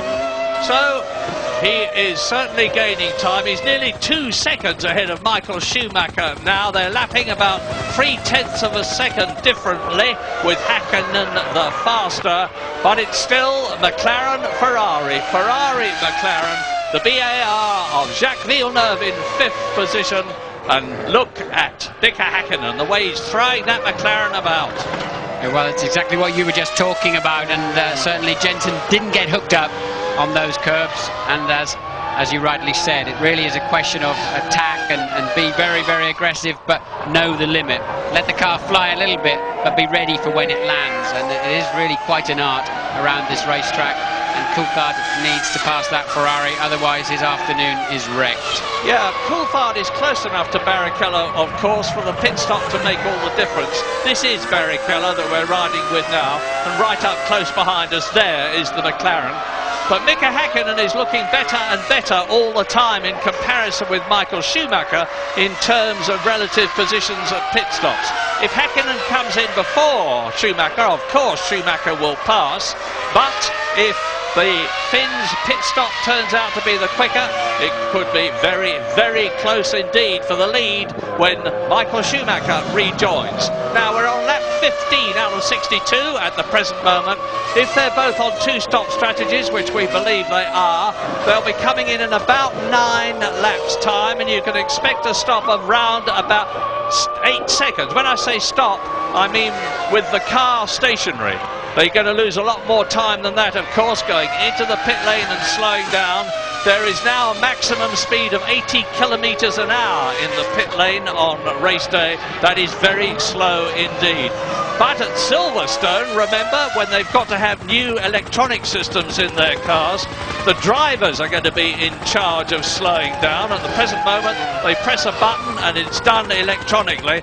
And I'm expecting to see from Silverstone onwards quite a few penalties, 10-second penalties, plus the time to slow down and speed up for overshooting the mark in terms of speed in the pit lane, but not today. Coulthard is better under braking. His car's working better under braking than Barrichello's Ferrari, which would also suggest Barrichello's carrying a bit more lard in his fuel tank. But Coulthard can't stay anywhere near him under acceleration away from the corners, and struggling with traction, getting the rear tyres hooked up to the racetrack is David Coulthard, it's clear to see. Now, as you watch Barrichello third, Coulthard fourth, I can tell you that the leaders, Häkkinen and Schumacher, are lapping at just a whisker over 1 minute 28. The third and fourth men that you're looking at are lapping at about 1.5 seconds slower than that, as a result of which the gap between Häkkinen, who is leading, and Barrichello and Coulthard, who are third and fourth, is just a whisker over 20 seconds. That's after 15 laps. Now, I don't think that signifies that Barrichello is necessarily on a different pit stop strategy than Michael Schumacher and Mika Häkkinen, but it just might do. I think this is just going to be a slow-mo replay showing you just how hard the front suspension and tyres are working over those curbs of Ruben Barrichello's Ferrari, and both the leaders now in the 1 minute 27s, and again Häkkinen is a tenth faster. I think we're seeing, although Ferrari are way ahead in the World Championship, it may seem a strange thing to say, but I do believe that Häkkinen's McLaren has been the fastest car now of all of the first 3 races. But it's Michael that's come through and grabbed the points. Yeah, retirement so far. Heinz-Harald Frentzen out very early in the race. Marc Genet out in the Minardi as a result of some sort of confrontation with Jenson Button, who is out in the Williams BMW. Jos Verstappen out in the Arrows, and both Minardis are out because Gaston Mazzacane was out, and that means there are 17 drivers left out of the 22 who started. The last on the track at the moment is Nick Heidfeld. He is in 17th position in the Prost. That is Mika Häkkinen. Look back, there is Michael Schumacher. No doubt about which is fastest now. It is this man, it's the Finn, Mika Häkkinen, the winner of 14 Grand Prix in his career. This is his 131st, and he's coming through now. He's completed his 17th lap, and in the background there, in the green Jaguar, is Johnny Herbert, and he is chasing Alexander Wurtz's Benetton. They are respectively 15th Johnny Herbert and 14th Alexander Wurtz. Now, Eddie Irvine is still holding 7th position, so the Jaguars, which have been plagued with unreliability in the earlier races, and particularly Johnny Herbert's, are running well at the moment. Lap 18 out of 62. And look at this. This is Villeneuve battling with Jarno Trulli for 5th position. Yes, Villeneuve really under pressure there, and knowing it, going very, very early to cover his line, which compromises his entry to that first Tamburello chicane quite badly. Now he's going to turn into a chicane that carries his name, but it's named after his father, of course, Gilles Villeneuve. 5th, 6th, 7th and 8th, because 7th in the green Jaguar is Eddie Irvine. 8th in the white Williams BMW is Ralf Schumacher with the yellow flash on his helmet. Behind him is Mika Salo. So 5th, 6th, 7th, 8th and 9th pretty close to each other on the circuit. We're on lap 18. Mika Häkkinen is going faster again. He's got the gap up to 2.6 seconds now. Over the crest. Yeah, I was just thinking, if he was an Englishman, he'd be called Jack Newtown, wouldn't he? I don't know if they'd have named a chicane after him. There's an interesting fact. And here is Jarno Trulli, who is in 6th place. Now, this is the drop down to the Rivat, so they're doing 185 miles an hour as they brake for the first left-hander. A bit of a squirt down to the second left-hander, take the apex at about 80 miles an hour, accelerate up to 180 at an enormous velocity.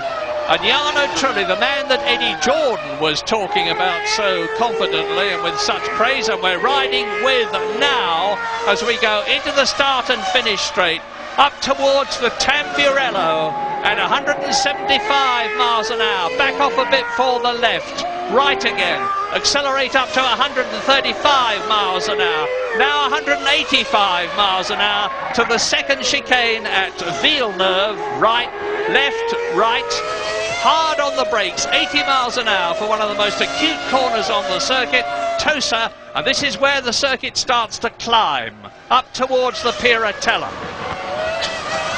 Under the bridge, there left, there's Eddie Irvine holding on to that 7th position.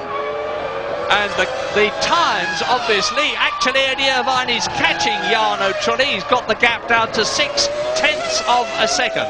This is the man who was second in the World Championship for Ferrari last year.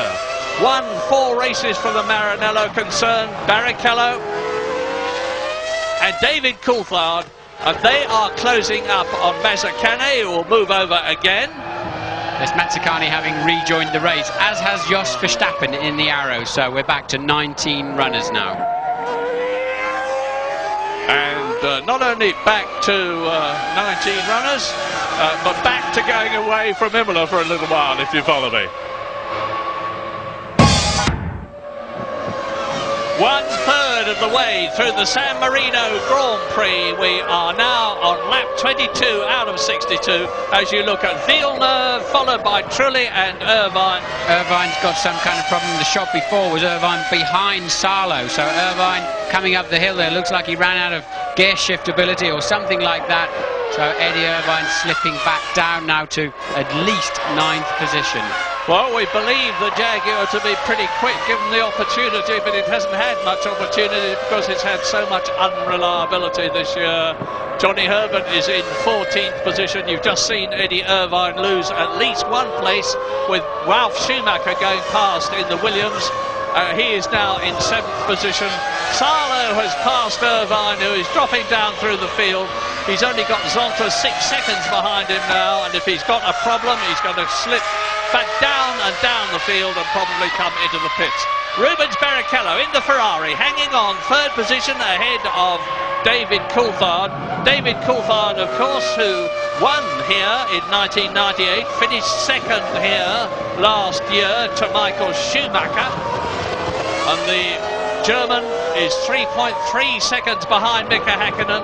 But as I say that, I see that probably Michael Schumacher's got the message that pit stops are imminent because he's on a charge now, fastest first sector of the afternoon.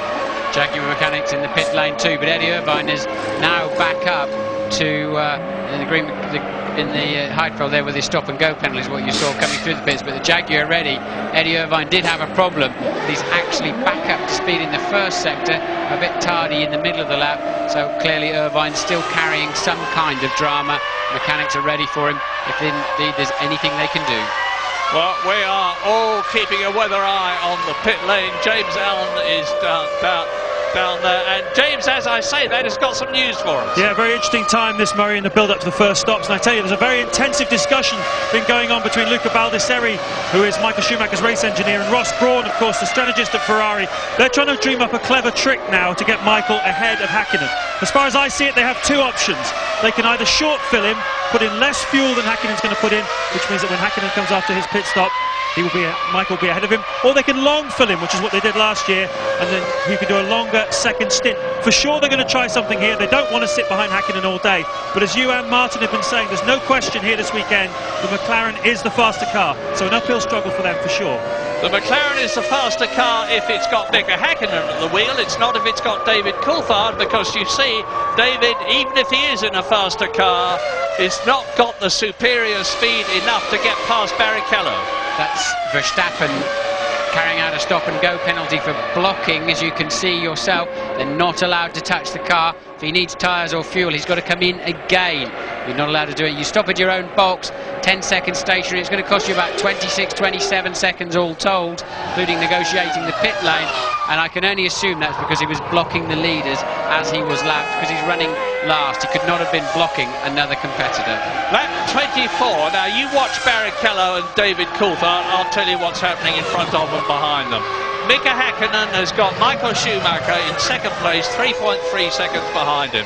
There's Barrichello, who's 30 seconds behind Häkkinen. You can see where Coulthard is. Fifth is Jacques Villeneuve, 45 seconds behind the leader. In comes Trulli. Sixth is Trulli, or was, because now Ralf Schumacher's gone past him and up into the points, but not for long. Seventh is Mika Salo. Eighth was Eddie Irvine, but he's in the pits. So it will now be Pedro Diniz and Ricardo Zonta. Truly away first. It amazes me there's not more broken legs in that pit lane as the cars pull away, especially when they sweep back in and your rear wheel cuts the arc of the corner. This is a replay of Zonta getting out of shape into one of the chicanes. Across the grass, it's the last chicane actually, and then he's going to be, that's Heidfeld finishing his dreadful weekend, parked up, and obviously a technical failure, a little bit of smoke coming from the front, but actually that is just a bit of heat soak from the brake disc and calipers. Louise, what can you tell us about Swerve Irvine? Well, he's just been into the pits. We saw earlier on, just before he came for that pit stop, he did lose a lot of time. He reported back to the team that he was having a misfire. So what they did, they brought him into the pit slightly earlier than he was due to come in, and they've actually switched something off, according to technical director Gary Anderson. He wouldn't be drawn further on what it was they'd switched off, but he says that he's quite confident that that's going to correct the problem. So Irv's on his way again, and fingers crossed that's the end of the problem.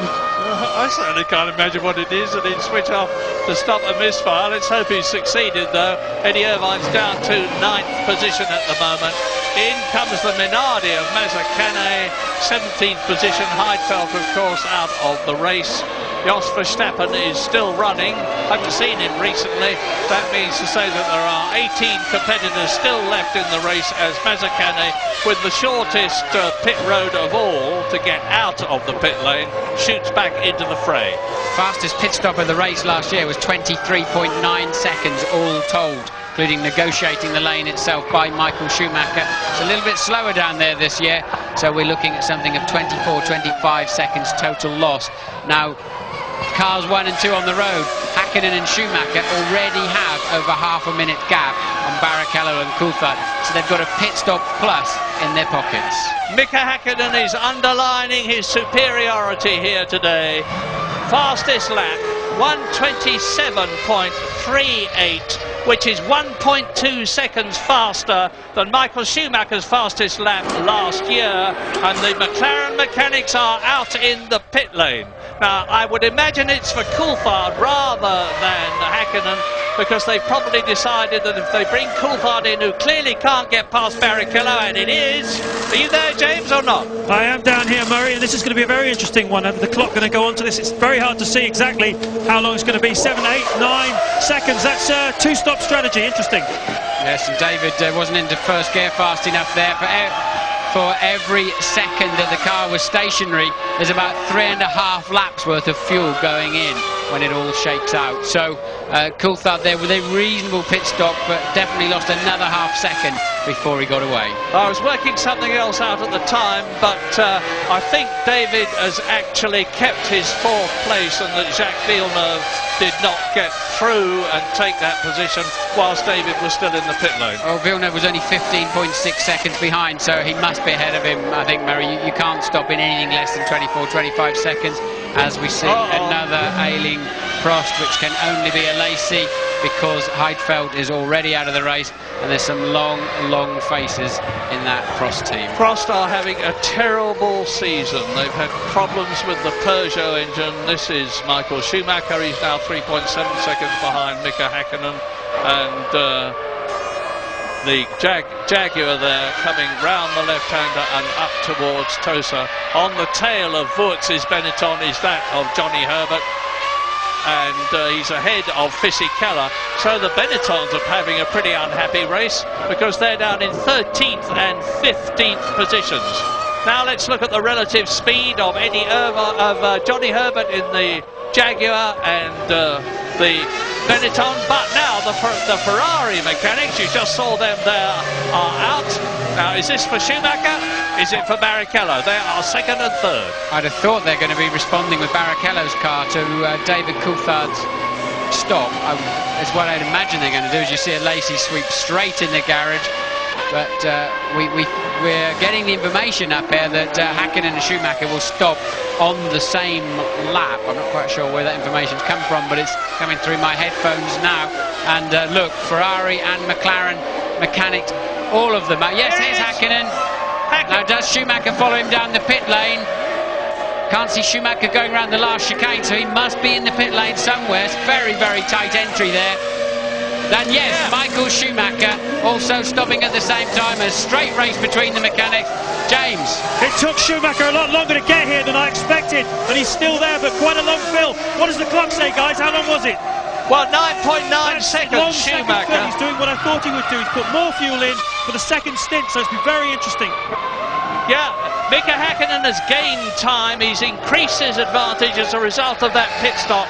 But if James is right, and I'm sure he is, there we are. You see he's gained 2 seconds at least on that pit stop.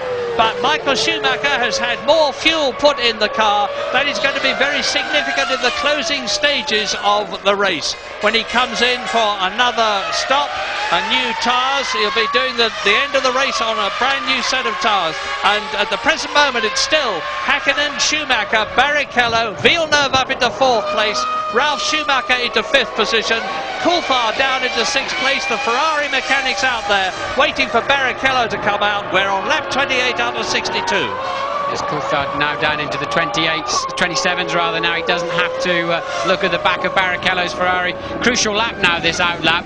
Neither Häkkinen nor Michael Schumacher have got any traffic ahead of them. Look, clear track ahead.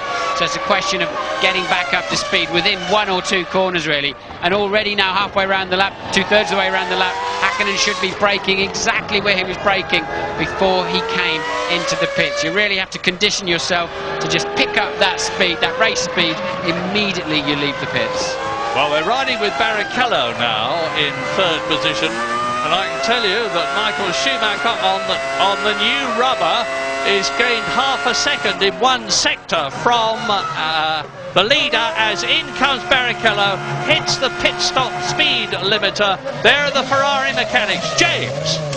Yeah, Rubens comes in now. Of course, the critical thing here is we thought he was running quite a heavy fuel load, so he's come in now. They're putting a reasonable amount of fuel in. Well, 7.7 seconds. Pretty difficult to tell what Rubens is up to today. Maybe he's just slow, guys. Yeah, I think it may well be that. As I said earlier on, he couldn't get to grips with the handling of the Ferrari in the practice and qualifying sessions, nor this morning. Ralf Schumacher there moves up to 4th because he hasn't stopped yet, but Barrichello remains ahead of Coulthard. Coulthard he had a slower pit stop and was not able to gain any track position. Now Villeneuve's in the pits from what was 4th place, a realistic when it all sorts itself out after the first stops. Villeneuve's the 4th and Ralf Schumacher is 5th. Well, looking good for McLaren with Häkkinen, not looking so good for McLaren with Coulthard. Looking questionable for both Schumacher and Barrichello until we get into the later stages of the race. And now you see the Ferrari rejoining and Ralf Schumacher moving up into a higher position. Yes, that's Schumacher going up into 3rd. That was a replay they were just showing us. So that's 3rd, 4th and 5th. But Ralf has yet to stop, I would reiterate. And once again, Ralf Schumacher, well, I was going to say surprising us. He's not surprising me now. He's a lot younger than his brother. Michael is 31 years old and Ralf Schumacher is 24. But Ralf is a mighty fine driver. Give him another 5 years and he's certainly going to be up there with his brother, if not ahead of him. It's always been, funnily enough, the younger brother when there have been partnerships in Grand Prix racing. like the Stewarts and the Rodriguez brothers, who has been the faster. And in comes Ralph as I say that. You're watching the Williams BMW of Ralph Schumacher, who was in 3rd position. Nice clean stop. No indication of the time, so I can't tell you. Rejoins. Now, let's see who... That is Villeneuve going through. So Villeneuve has got a track position advantage there over the Williams BMW of Ralph Schumacher in the background. We're on lap 30 out of 62, so as near as makes no difference, half the distance as you get that replay of the VAR and the Williams rejoining. It's a horrible feeling when you come on the other side of that pit wall and the man you're desperately trying to get track position on flashes past. It's so frustrating and disappointing, and that's exactly what Ralph Schumacher had to watch then as Villeneuve swept through into an effective 4th position. Lap 31, you're watching the race leader, Mika Häkkinen. Michael Schumacher is 4.5 seconds behind him on a longer pit stop. Ralph Schumacher was 3rd, but is now gone down, and Rubens Barrichello is therefore up into 3rd position. David Coulthard in 4th position. I can't tell you any more of the first 10 because I want to see where Ralph Schumacher is on the circuit, but all we know for sure is that Villeneuve got track advantage on him there. Yes, I said 4th for Ralph Schumacher. I should have said 5th. Coulthard's 4th, Barrichello 3rd, Michael 2nd, Mika is 1st, of course. Look out, it's a break. Lap 32 at Imola, 2 laps over half distance. Here is the top 10. Mika Häkkinen leads Michael Schumacher by 5.1 seconds. Bit misleading because their times at the pit stops were very different. Rubens Barrichello 3rd, 34 seconds behind, just ahead of David Coulthard 4th. They've both stopped. Jacques Villeneuve is in 5th position ahead of Ralph Schumacher, gained advantage on the pit stop. 7th is Mika Salo, 8th is Jarno Trulli. Eddie Irvine still running in the Jaguar in spite of that long pit stop. 9th position, Ricardo Zonta is 10th. 17 runners left, 15 are on the same lap. And out come the Jaguar mechanics for, I presume, yes, it's got to be Johnny Herbert. He has not stopped yet. Over half distance. Eddie Irvine, of course, has been in some few laps ago. You're looking at Villeneuve and Schumacher. BAR Honda and Williams BMW, and they are in 5th and 6th places with Mika Salo in the background in the Sauber as Johnny Herbert in the Jaguar comes into the pits. Clean his visor. New set of Bridgestones go on. Out comes the Jack. There's a problem somewhere. What is it? Right? Oh no, it's just the fuel taking longer than the wheels to change. Yes, one stopper, of course, so 12 seconds is about right. That'll see Herbert to the end of the race. And this will be a replay of the leader, Mika Häkkinen, lapping Jos Verstappen. There must have been a De La Rosa, who's 15th, actually, and Mika Häkkinen sweeping through them. Perfect mathematical stop for Johnny Herbert. He came in as we expected on lap 33. That's 1 lap over half distance. It took him 11 seconds, which is exactly what you would have expected. And Rubens Barrichello is still staving off David Coulthard, who cannot make the Brazilian make the mistake, but David needs to get past the Ferrari. Well, 2 teams who did well in Brazil, the last Grand Prix, which is Benetton and Jordan, having an appalling afternoon. Jordan, best runner at the moment, is truly in 8th. Frentzen out of the race, and we've got to look down. Where we go, with 12th for Wirtz in the Benetton and 14th for Fisichella. Absolutely nowhere. Fisichella currently 2nd in the World Championship as a driver. Right, we've got 3 races at the front. We've got Häkkinen versus Schumacher with 4 seconds between them. We've got Barrichello versus Coulthard with just about half a second between them. And diving through on the inside goes Pedro Diniz to take 10th position from Zonta, who retakes it again. Yes. So Pedro outreached himself, dived in too fast, and now he's losing ground to Zonta, and closing up on him are Alexander Wurz, and there it is, there's a replay, you see. Pedro dived through, got onto the grass. Zonta said, thank you very much, I'll have that back again. Nothing ventured, nothing gained. It was certainly worth a go there by Dinitz, and Mika lost about 9/10 the lap previous to this, but now has pulled another 3/10 of that back again. So Mika, I think they're yo-yoing a little bit now between Schumacher and Häkkinen as they go through the traffic. So we're hanging on now to see whether whatever the Ferrari pit strategy is going to help them on the second stop. Now the second stop should be round about lap 43, and that is in 9 laps time. Barrichello's been extremely serene in the Ferrari, but you have to say he's not been stunningly fast. Melbourne he looked half tidy, but in the other races I don't think he's quite, or he's not been really anywhere near the pace of Michael Schumacher in the sister car. No, nor was Eddie Irvine, of course, last year. I mean, if Eddie got within half a second of Michael Schumacher, he reckoned he was doing about as well as he could do. Rubens Barrichello that you're looking at has been closer than that, but not here. He was 0.8 of a second off the pace for qualifying. And Michael Schumacher is not making any impression on Mika Häkkinen.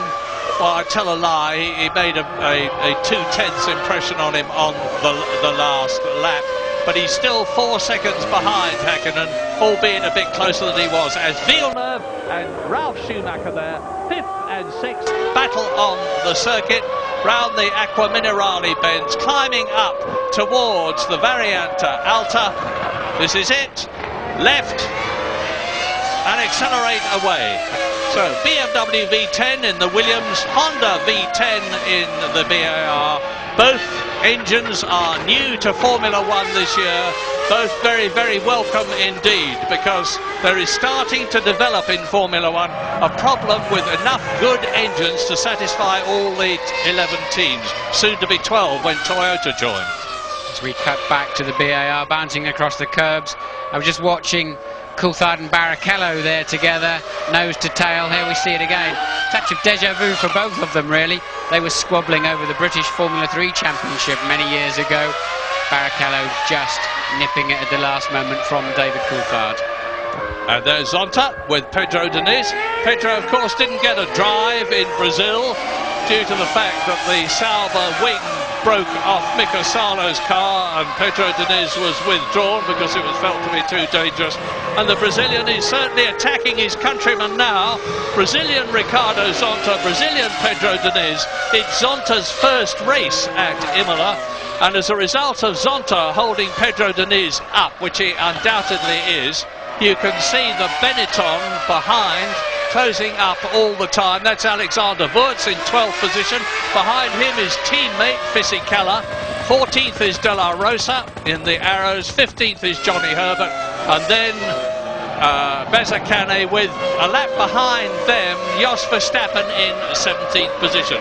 But it's getting pretty close because look, Wurz is closing in the Benetton all the time on the car in front of him. Hello, a bit of a problem here. I think that's Diniz, yes, still Diniz all over Zonta like a bad suit, and Diniz really has a much faster car. Zonta appears to be struggling to slow down, but as we saw, he just couldn't make the move stick when it came to it. Well, Mika Häkkinen certainly seems to have this race by the throat, although Michael Schumacher is consistently faster in the first sector of this circuit. Häkkinen invariably gets it back in the later two sectors, and the gap is up to 4.5 seconds now. But Ferrari are still in those strong second and third places, and Michael Schumacher, of course, would get 6 points for the World Championship if he finishes in second place. James is in that area, I think. Well, it may look a bit dull on the track at the moment, I tell you, this is such a finely balanced motor race. It's really fantastic. Both Mika Häkkinen and Michael Schumacher pushing to the limit.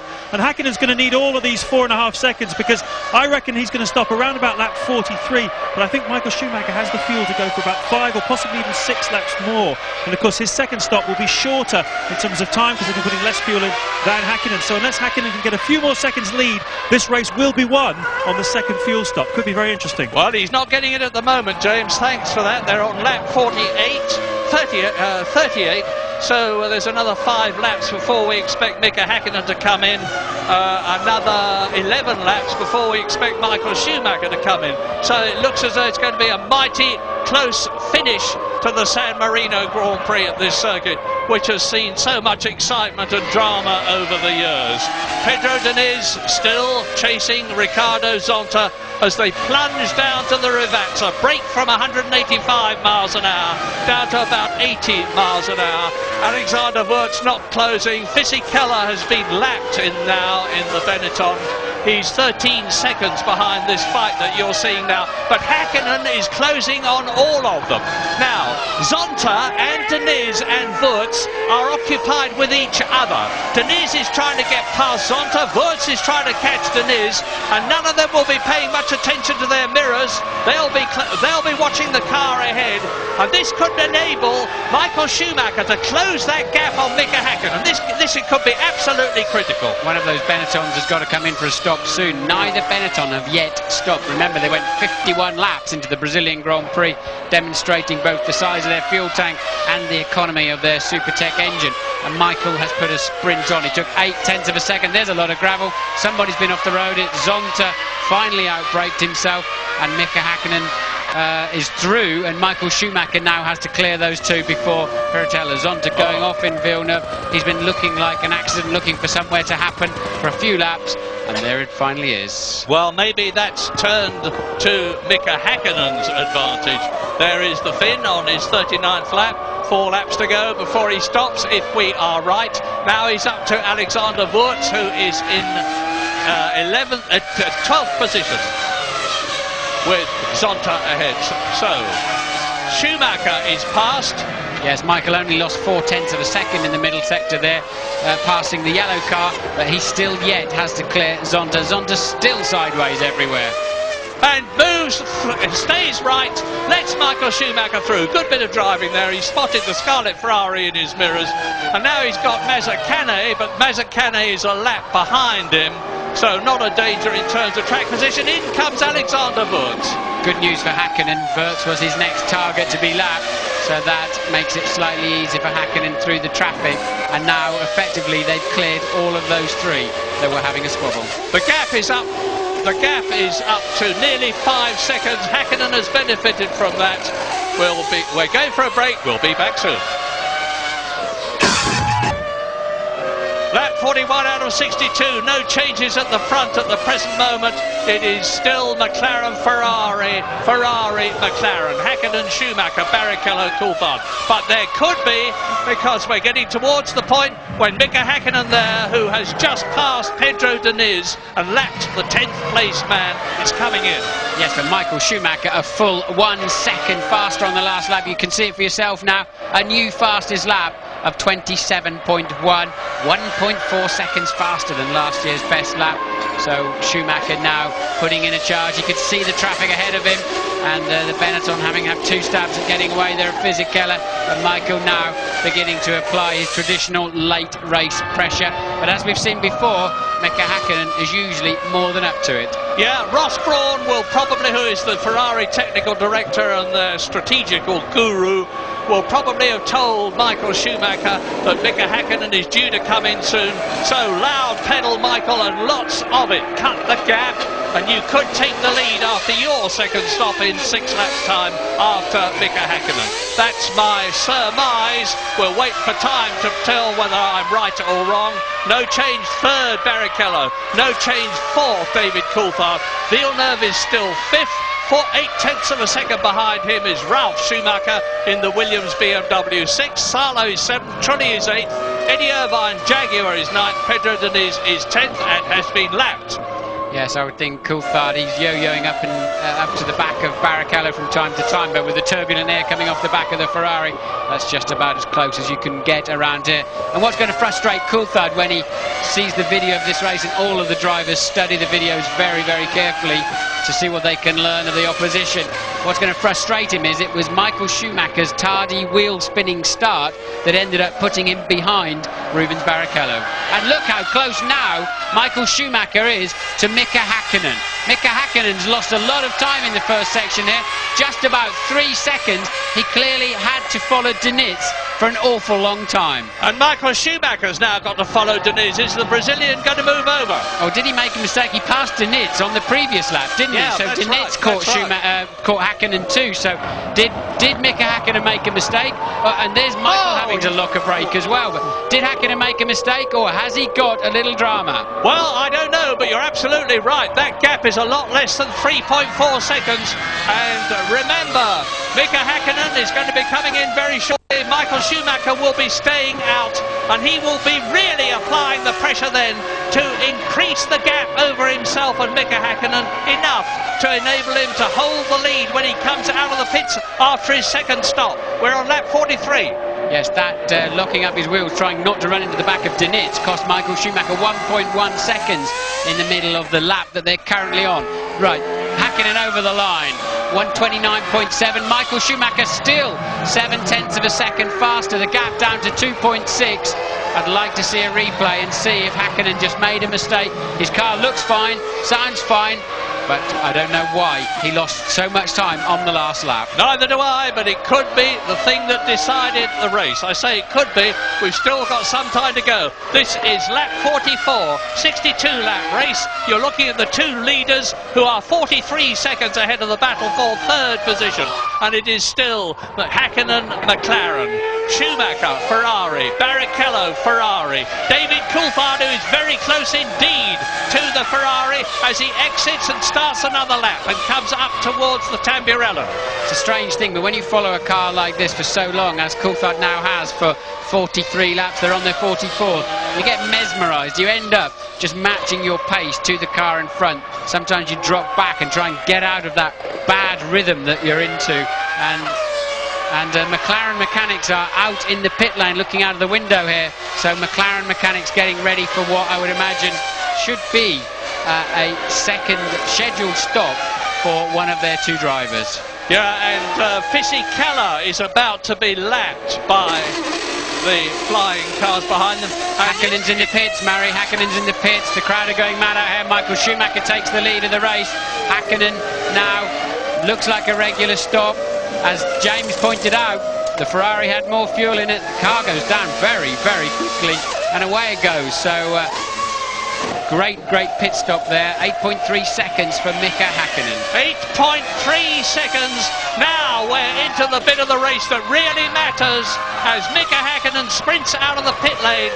Michael Schumacher has taken the lead. Michael Schumacher will know that. Ferrari will have told him, not that he'll need telling because he's a master tactician himself, that he's got to keep going as fast as he possibly can in the remaining laps before he comes in for his second pit stop. So there is Fisichella about to be lapped by Barrichello and by Coulthard.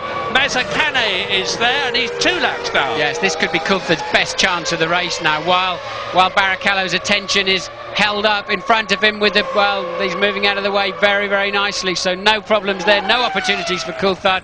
Barrichello keeping his head. Now he's got the Benetton ahead of him to lap also. Nice bit of marshalling. You saw the marshal waving the blue flag there, and that means move over. There is a driver behind you who is going faster and has the right to pass. In comes Jarno Trulli from 6th position. In behind him comes Eddie Irvine from 7th position. Absolutely together. Terrifically exciting. Now is Trulli going to get out and hold his position? Yes, no! My goodness, it's close. Yes, but look now, Irvine is much closer to him than he was. It was 2 seconds when they came in, and it's virtually nothing now. I tell you, you never look left in that situation. When the lollipop goes up, you go. You have no visibility. All you can, if you looked in your mirrors, all you see is all of your own mechanics, and that was so close to being contact in the pit lane. Fighting for track position. Eddie Irvine in the Jaguar, going extremely well, holding the Jordan of Jarno Trulli. Yes, Irvine will have a half a chance, but Trulli got too good a traction out of the Villeneuve chicane there. Trulli now should just about hold his position. Trulli was a long time getting into first gear. Looked like it went dog to dog and just could not get the first gear to connect. Meantime, up at the front of the San Marino Grand Prix, Michael Schumacher is 20.5 seconds ahead of Mika Hakkinen, who has had his second stop. Michael Schumacher has not. Now, Schumacher, the conventional wisdom is that at a circuit like this, the driver in front has to be at least 20 seconds ahead of the driver behind in order to be able to get into the pit lane, stop, take on new tyres. That's Ralf Schumacher going off. Ferrari are getting ready to come out. I don't think 20 seconds is enough. It needs to be 24, 25 seconds to enable Michael Schumacher to hold that lead. He's coming in earlier than I expected him to, because he must be coming in on the next lap. The mechanics have to come out on the lap that their driver is coming in. Yes, Barrichello's in the pits this time around. You can see for yourself Michael Schumacher remains on track. So yes, you're right, if there was a stop now, then Michael Schumacher would come out still in the lead of this race. He's 21.5 seconds ahead of Häkkinen that time over the line. And if Michael Schumacher wins this race, it is going to be... He's right up with Villeneuve now, who is in 6th position. Let me correct that. He would not come out in front of Mika Häkkinen. I'm sorry. Mika Häkkinen would remain in the lead. So Michael Schumacher's got to put another 5, or that's Ralf Schumacher retiring from the race. And Barrichello's in, and so is Coulthard. That's the scrap for 3rd place you've been watching all afternoon. Who's going to get away first? The Ferrari should be easily away first, and it is. Oh, that is so close. Well done. Amazing stop there from the McLaren boys. And just, well, Barrichello did well to avoid an incident there. And surely now, Coulthard's got the faster car. That should give him the podium opportunity. Michael Schumacher's going to have to stay out for at least another 5 or 6 laps if he's going to get track position. There's Ralf Schumacher walking back to the pits. You saw his car pulling off a moment or two back. Coulthard definitely getting his thing hooked, his first gear hooked up this time, and Barrichello just having to yield. Simple as that. Yeah, a lovely bit of driving by David Coulthard. You want track position here, Rubens? Well, you're not going to get it. In his slots, and now, as Martin has pointed out, and I've had the suspicion all along. Here we are. This is it. This is going to be the stop that decides the race. The Ferrari mechanics are now coming out for Michael Schumacher, and the gap is 21.6 seconds as brother Ralf walks in, leaving the stricken Williams BMW behind him. Now, David Coulthard ahead of Barrichello. And look, you see, there's a gap extending all the time. It's beginning to look like question mark first, question mark second, David Coulthard third, Rubens Barrichello fourth, because at last the bung has been released from the bottle that was holding up David Coulthard, and he is fairly streaking away from Rubens Barrichello. Undoubtedly a very frustrated man. Yes, Coulthard will want to show now just how fast he would have been without the problems at the start, but there's little point in throwing it off the road, because he needs to, he will not catch Häkkinen or Michael Schumacher. Schumacher on a hot lap, Murray. Yeah, very hot indeed. Faster than he's ever been in the first sector. Fastest of all in the second sector. Michael Schumacher, as I expected, is extending his lead over Michael Schumacher, and the Ferrari mechanics are ready for him. James. Yes, he's going to put less fuel in, of course, than Mika Häkkinen did in his stop. And of course, the McLaren mechanics did a fantastic job for Coulthard. This is where the race is going to be won and lost. It was a 6-2, he's going to do it by about a second, Murray. Sensational! 2 seconds advantage on the pit stop. There is Michael Schumacher exiting the pit lane. Where is Mika Häkkinen? There he is in the background. The crowd rises. The crowd rises. They can see a chance for their hero, Michael Schumacher, to make it 3 wins in a row, to do the hat-trick for his team Ferrari, and to beat Mika Häkkinen fair and square on the track. Now we're on lap 49 now. There are 13 laps to go, including the one that he is on. He's on fresh tyres. Ferrari will have judged the fuel to perfection. He's on a lighter car than he might have been, and Mika Häkkinen is down in second place. It looks like yet another bit of brilliant tactical thinking by Ross Brawn on the circuit, and Mika Häkkinen and Michael Schumacher at the wheel. I'm trying to work out the mathematics of all of that, because he didn't just pip Häkkinen out of the pit lane, did he? Right. Well, he was positively the pit straight ahead of him. Absolutely amazing.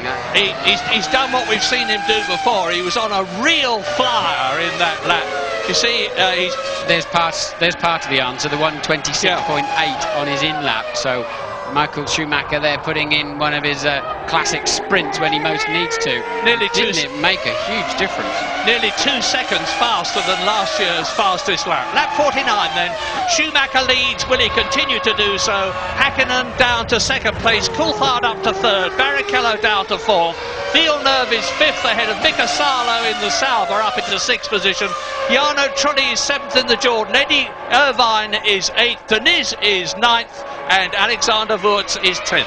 Yes, I think Salo's probably the driver of the race for me at the moment. He's chasing Villeneuve, just 0.4 of a second behind him. This is 5th and 6th place you're looking at. Salo looking particularly menacing to what is one of his best mates, actually, Jacques Villeneuve. And it's a repeat of what happened in Australia, but if you remember, he had a tremendous battle with Jacques Villeneuve, only to be excluded because of a technical infringement of the rules. No fault of his, it was a fault of the teams, but it cost him precious points. But that Sauber is very, very much improved this year. New chassis, and it has last year's Ferrari engine badged as a Petronas, and you're looking at Jacques Villeneuve 5th, Mika Salo 6th, down to the Rivazza. Meantime, Michael Schumacher 3.7 seconds ahead of Mika Häkkinen after his second stop. But what matters is what are the relative times going to be on this, the 50th lap, with 12 to go after it has been completed. But at the present moment, Michael Schumacher looking strong for 10 World Championship points for the 3rd race in succession. And I was saying earlier on, if Ferrari beat McLaren in this race, it's going to be very depressing for the Woking concern. They lost the first 2 races, not because of speed, but because of reliability. And we've never really had the chance yet to see on the track the comparative performance of the Ferrari and the McLaren. We've seen it today, aided by a brilliant, masterly strategy, and Michael Schumacher is on lap 51, and there is Mika Häkkinen cutting his way through the traffic. Strategy is good on the Ferrari, but actually I think it's the hot laps he did just before he came in, plus the stunning in-lap that Michael, I'm just trying to work out the mathematics, it's clearly that stunning in-lap, the 6.2 second stop, and Michael maximised the speed limit through the pit lane. We're going to take a quick break, we'll be back shortly.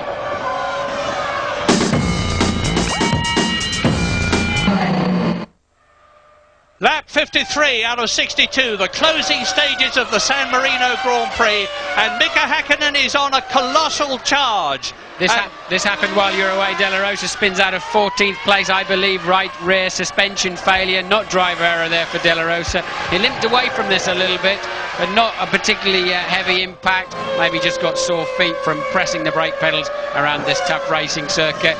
Häkkinen is now the faster of the 2 leaders. Coulthard pulling clear from Barrichello, some 2 seconds a lap.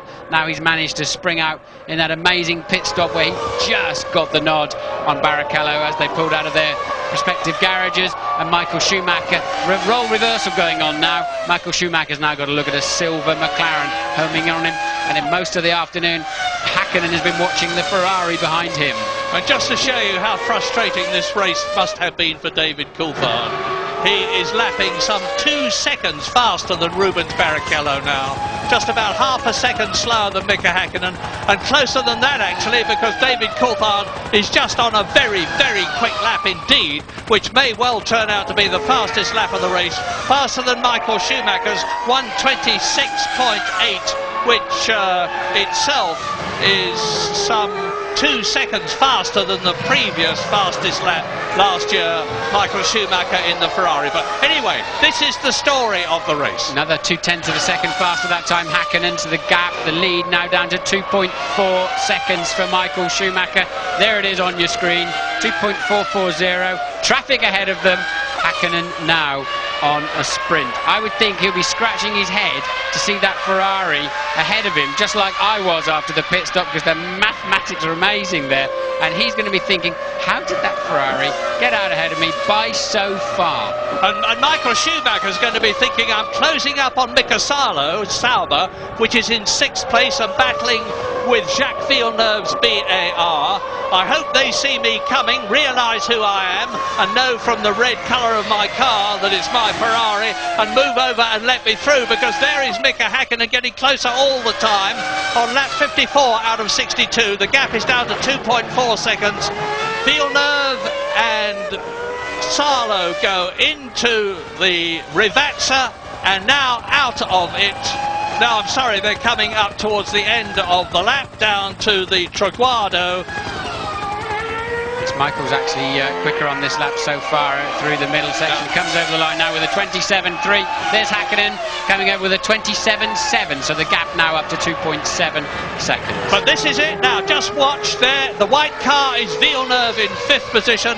The other one behind is Salo Sauber, which has got Michael Schumacher getting closer and closer all the time on lap 55 out of 62 in what's turned out, as we expected, to be an absolutely riveting race in the closing stages because of the different strategies of the Ferrari and McLaren teams. Michael Schumacher took the lead as a result of that from Mika Hakkinen. Now is Salo. Yes, well done, Mika Salo. He moves over and lets Michael Schumacher through and doesn't delay the Ferrari. Ferrari engine, of course, in the back of that Sauber, but I think Mika Salo is a straight player, straight guy, and he will not mess around with these two leaders, even though it's left him really falling on. Look how far he's fallen off the back of Villeneuve now. But I'm sure he got a pretty early call to say, Michael's coming up behind you. Yeah, 10 out of 10 to Mika Salo. That was a very selfless move of his, because he's lost a lot of track time and space to Jacques Villeneuve ahead of him, who's now been passed by Michael Schumacher. And Michael has got the BAR and the Sauber between him and Mika Hakkinen's McLaren. So it's going to depend on how Salo and Villeneuve treat Mika Hakkinen when he comes up to pass them. I've no reason to doubt that they'll be any less generous to him than they were to Michael Schumacher. And the gap between the Ferrari and the McLaren is down to 2.4 seconds on lap 56 out of 62. I think Mika was actually delayed momentarily there, and every moment is going to matter. Yeah, Salo was looking in his mirrors saying, well, go on then, go down that side, I'm giving you some space. So Mika did get delayed, but I don't think it was intentional on Salo's part. That was a crucial stage of the race. Michael certainly got the spring on that one. 14 points potentially for Ferrari in the Constructors' Championship, 10 points potentially for McLaren. So if they stay where they are, Ferrari will extend their already massive lead over McLaren in the Constructors' Championship. And of course, if they stay where they are, Michael Schumacher is going to extend his already massive lead over Mika Hakkinen, which is 20 points, to 24 points. But there's many a slip twixt cup and lip. Lap 56, 62-lap race. Well, we've been saying all afternoon we thought the McLaren, or we're sure the McLaren actually on outright pace is slightly faster, but here we are, both McLarens running, albeit one delayed earlier on, Coulthard, and really Michael's got the legs on them, hasn't he? Yeah, and I'm just where he needs to be. Just looking at the sector times, he's just done the fastest first sector of the race. He's coming through to complete the lap, and the gap goes up to 3.2 seconds, despite a stirring last sector by Mika Hakkinen that you're looking at. Just put a wheel over the curb onto the dust. There's grasscrete there on the inside. What looks like grass is actually perforated concrete blocks, which the grass grows through, and therefore offers some grip to the tyres if you go over the curb. We're on lap 57, so laps 58, 9, 61 and 2, 5 laps to go. Michael Schumacher, in what has got a mythical reputation for reliability, his Ferrari, is in a very, very strong position indeed, because charge as Mika Hakkinen may, he's actually lost a bit of time. Some of that may have been due to traffic, but they've got a clear track now. Lap 58 coming up. It always amazes me every year how close the cars are. If you compare the McLaren and Ferrari, the philosophies, for example, the Ferrari with a very, very high nose on it, and the detail through the car is so different. Different teams, different drivers, different mentality of the teams, and yet there's nothing to choose between them 57 laps into this race. There's Michael Schumacher completing the lap. Now, he was 3.2 seconds ahead, and he's now 2.8 seconds ahead as a result of Mika Hakkinen making the fastest lap of the race, 1:26.7.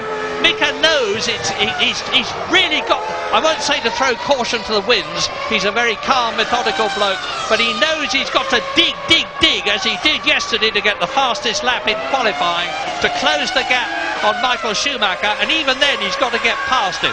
Now the order: Schumacher leads Häkkinen, you can see. Coulthard is 46 seconds behind them, but 23 seconds ahead of Barrichello, who I suspect has got a problem. Jacques Villeneuve has been lapped and is 5th. Mika Salo is 6th, half a second behind Villeneuve. 7th is Jarno Trullis Jordan. 8th is Eddie Irvine, still in the running in the Jaguar. 9th is Pedro Diniz, and 10th is Alexander Wurz. Johnny Herbert in the second Jaguar, still running 11th place. Well, the next person for Michael to lap, who's some 20 seconds down the road actually, is his own teammate, Rubens Barrichello. Gives you some idea of the pace of these two drivers up front. That is incredible. Rubens Barrichello is 70 seconds behind Michael Schumacher, and Schumacher is lapping at the present moment in about 1 minute 26. So 1:27. So another few laps, and as you rightly point out, Martin, the Ferrari would be lapping its teammate. And it goes through now. Häkkinen is 2.6 seconds behind. He certainly isn't giving up. I certainly wouldn't expect him to. McLaren can do nothing to help except keep their fingers crossed and pray for the Finn, who is giving it his everything on lap 59. You can see the gap visually. The gap in terms of time at the end of the lap was 2.6 seconds, and it is decreasing. Yes, a new fastest lap there again from Mika Häkkinen, 26.604. You can see it on your screen.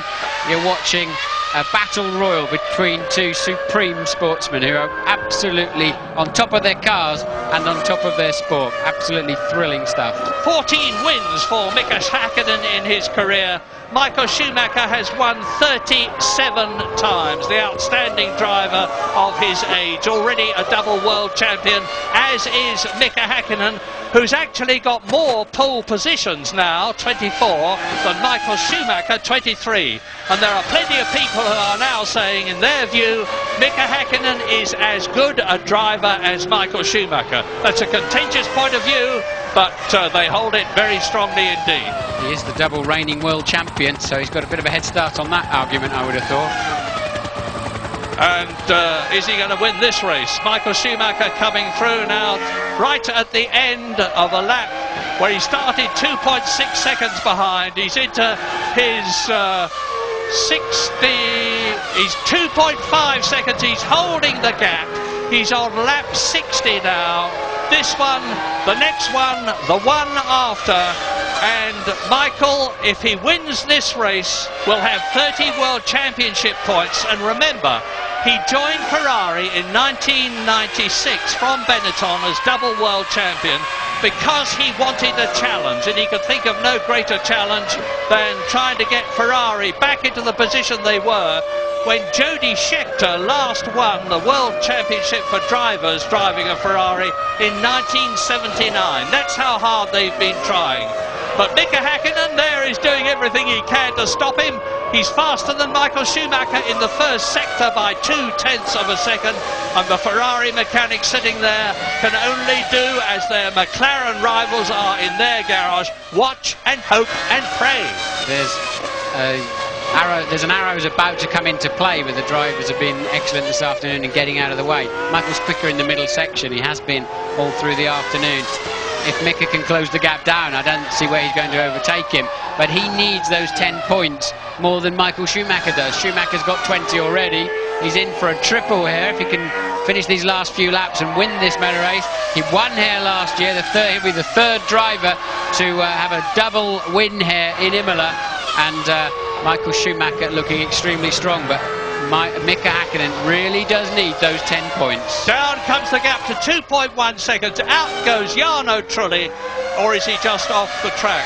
He's making his way back very carefully to protect the nose wing. But Jos Verstappen is the man in the arrows who is 2 laps down ahead of Michael Schumacher. He needs to move over to let the German through cleanly. He does so. I'm sure he'll do the same thing for Mika Häkkinen. This is lap 61.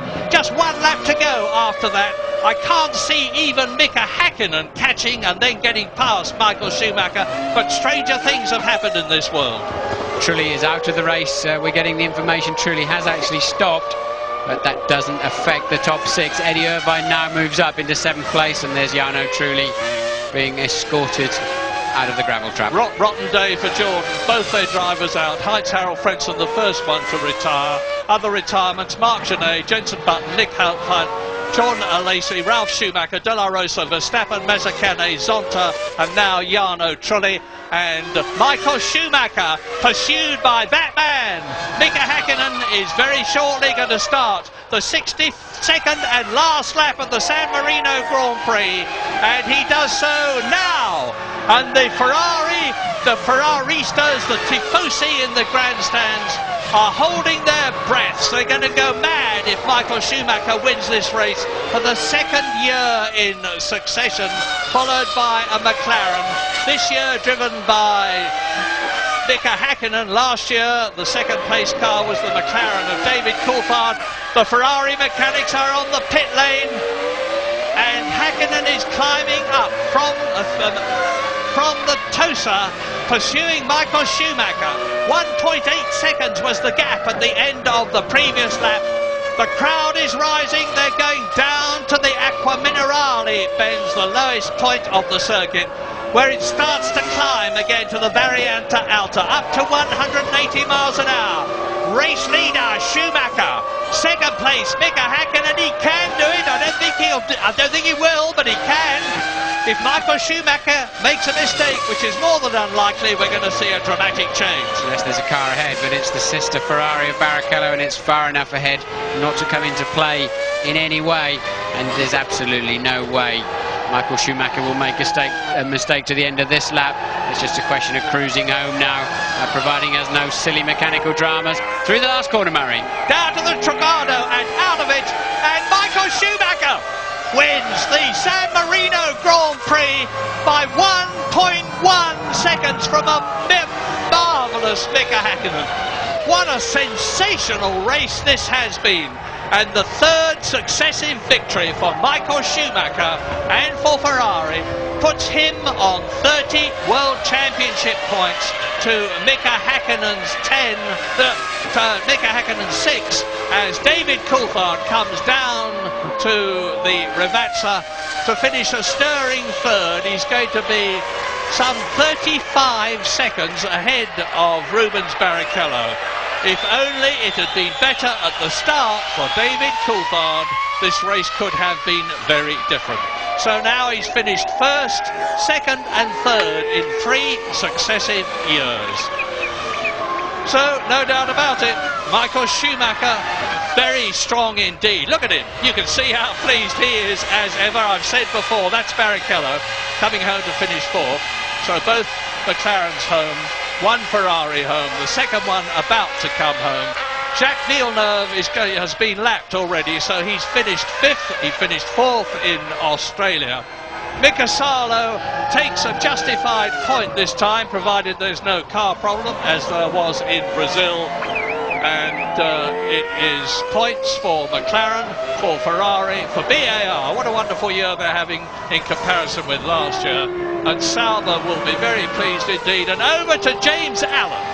Well, Ross, Murray is going absolutely ballistic, as you can imagine. That was a very audacious switch of strategy. Well, it wasn't a switch, it's what we planned. I mean, we knew from that position that we had to do certain things, and it worked. I mean, luckily, I think he had a little bit of a problem in his pit stop, but even without that, I think we could have done it. I think what we've got to think about is what happened with Rubens, because that was so close to an accident, and I think we've got to have a think, all the teams, about how we handle that situation. I'm not criticising McLaren, but yeah, that was so close to an accident, and it's going to end up with a lot of mess in the pit lane, so we've got to have a think about what we do with those sort of situations. Thanks so much, Ross. I have to tell you, I don't know if you know, Martin, I have to tell you, I don't know what Ross Brawn is talking about. Yes, I do. He's talking about when they released Coulthard as Barrichello was just rejoining the fast lane of the pit lane, but I believe they're entitled to release Coulthard. Ross is right. If they touch, they're going to spin off, and there's mechanics there. It is an issue. Quite how you fix it, I don't know, because the man on the lollipop can't be too polite. This is a motor race. Well, it's been a pretty bitter season of contention between Ferrari and McLaren so far, and it looks as though it's getting even worse. But Michael Schumacher is now on 30 World Championship points. His teammate Rubens Barrichello has moved up into 2nd place ahead of Fisichella, but he's 21 points behind Michael Schumacher. Fisichella goes from second in the Drivers' Championship down to third.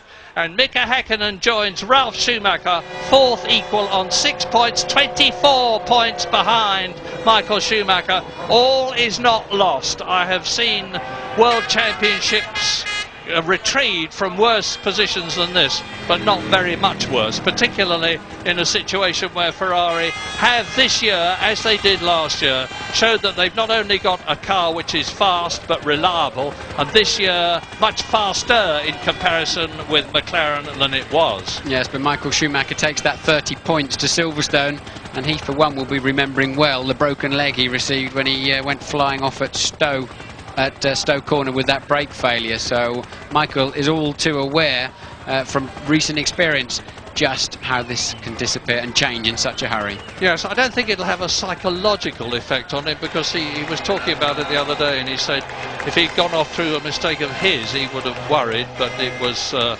brake bleed valve that caused the problem. Ferrari fan kissing the track that his hero has just won on, and Mika Häkkinen, well, he's got nothing to be ashamed of. Second place. He could have won in Australia, he could have won in Brazil, and Formula One is a contest of ever-changing fortunes. So, just again, the results of the San Marino Grand Prix after 62 riveting laps. Michael Schumacher beats Mika Häkkinen, takes his third successive victory by 1.1 seconds. 51 seconds ahead of the third place David Coulthard. There are their cars in the Parc Fermé. They will now be inspected in detail, put on the jig, and that was the jig that discovered that the McLaren wing after Brazil was 7 millimetres too low, 2 millimetres too low, even allowing for the 5 millimetre tolerance. And Michael Schumacher does what I saw Mika Häkkinen do last year. He pats his car to congratulate it on a wonderful victory. Rubens Barrichello fourth, Jacques Villeneuve lapped but fifth, Mika Salo lapped but sixth, and then Eddie Irvine brings the Jaguar home seventh ahead of Pedro Diniz, Alexander Wurz, Johnny Herbert in the second Jaguar. This is the first race that both Jaguars have finished, and they're both in the top 10. Fisichella 11th, Zonta 12th, Mazzacane 2 laps down in the Minardi 13th, Jos Verstappen 3 laps down in the Arrows 14th, and all the rest, the other 8, retired from the San Marino Grand Prix. Ferrari, as you see, 28 World Championship points in the Constructors' contest ahead of McLaren. Now's the time to drive out of this circuit, Mary. I haven't seen anybody leave their seats yet. The Ferrari fans out here in the grandstands in front of us just glued and waiting for the drivers to appear on the podium as they finish their weighing process, and they'll any moment now be walking out, and Michael Schumacher's going to enjoy that, isn't he? Indeed he is. I've said before that he's never reluctant to show his emotion when he's won a race, and to win here at Imola in Italy in front of the Tifosi, not for the first time but for the second time, is going to be absolutely marvellous for him. Look at him. Yes, I've done it.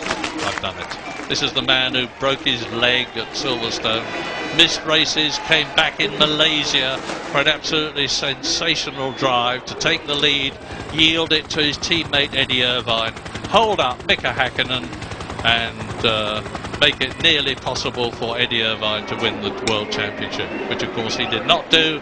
Mika Häkkinen did. If you were Mika Häkkinen, what?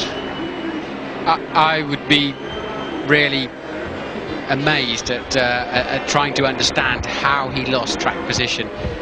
Ross Brawn alluded to some kind of pit stop problem that Mika had. I didn't spot that. It seemed like a reasonable stop. Ferrari, of course, had a great stop.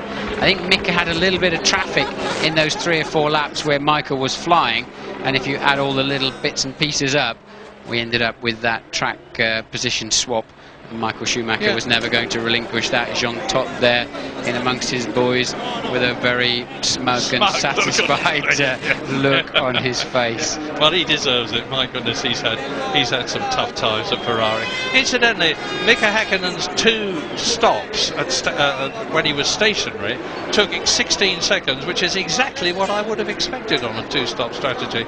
So we'll have to find out more on what Ross Brawn was talking about. Well, it's really... We get the time that the car's on its jacks, I think. Whoever's controlling the computer, it's a question of who's pressing the button. What's really crucial is the time that the fuel filler is in the car and before it's pulled away. And then, of course, there's other times that we don't get. How quickly do they get the rear wheel spinning and up and away? We've seen quite a lot of cars this afternoon. And this is a replay of the start, look.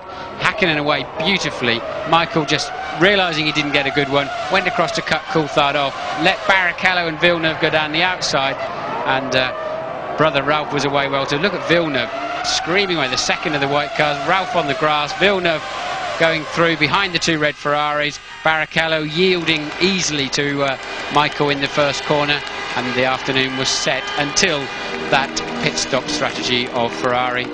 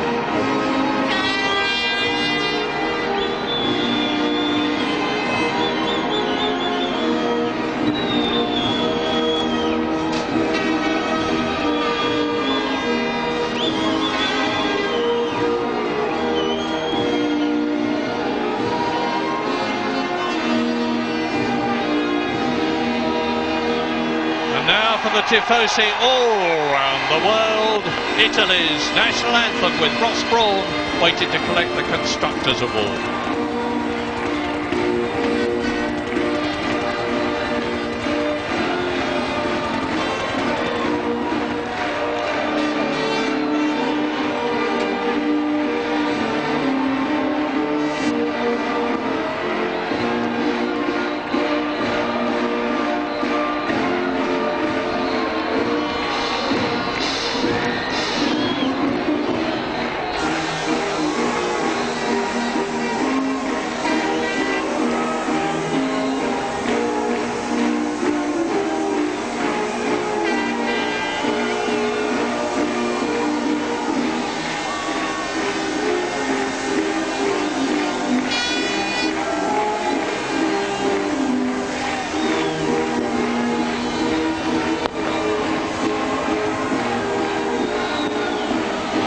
Well, my apologies, because I maligned the man who makes up the 4th man in the Ferrari quartet that have done so much to help the Maranello concern to their present position.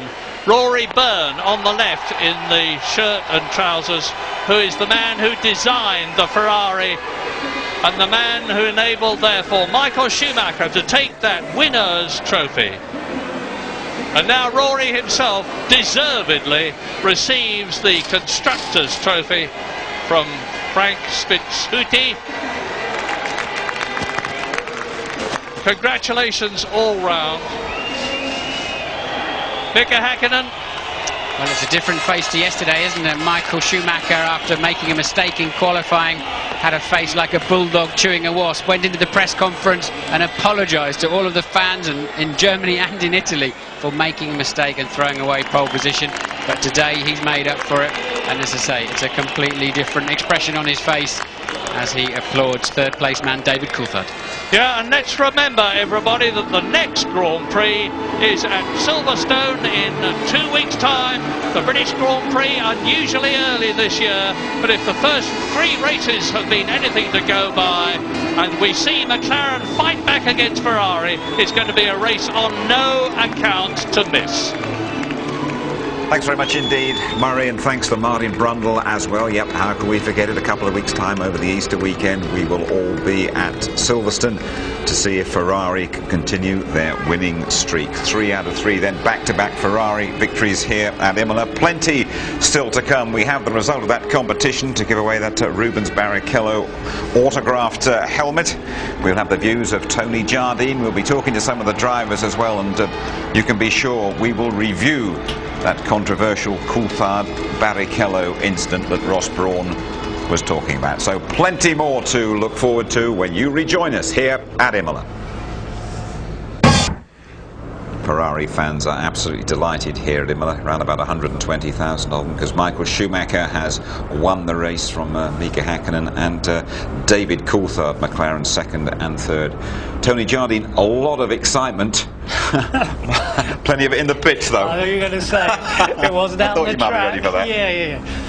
I mean, as ever, you've got this incredible excitement surrounding the strategy. What are they going to do? Who's doing what? Incredible technical achievement. We actually had overtaking in the pit lane. Some of it quite dangerous, as we've seen. But the incredible tactics of Ferrari and Ross Brawn, again, leaving McLaren flummoxed. But there's no doubt for me, McLaren the fastest car in this race. They've proved it. They've now gone to the end, so Schumacher can quit all the goading about, well, hang on, we haven't seen how competitive they are. They were out there doing it. Yeah, I mean, I know this is awkward, Tony, but I mean, out there they'll say, well, McLaren have got the fastest car. They had no apparent problems today. Häkkinen seemed to be away and in control, and yet the fellow spraying the champagne's Michael Schumacher. How's that happened?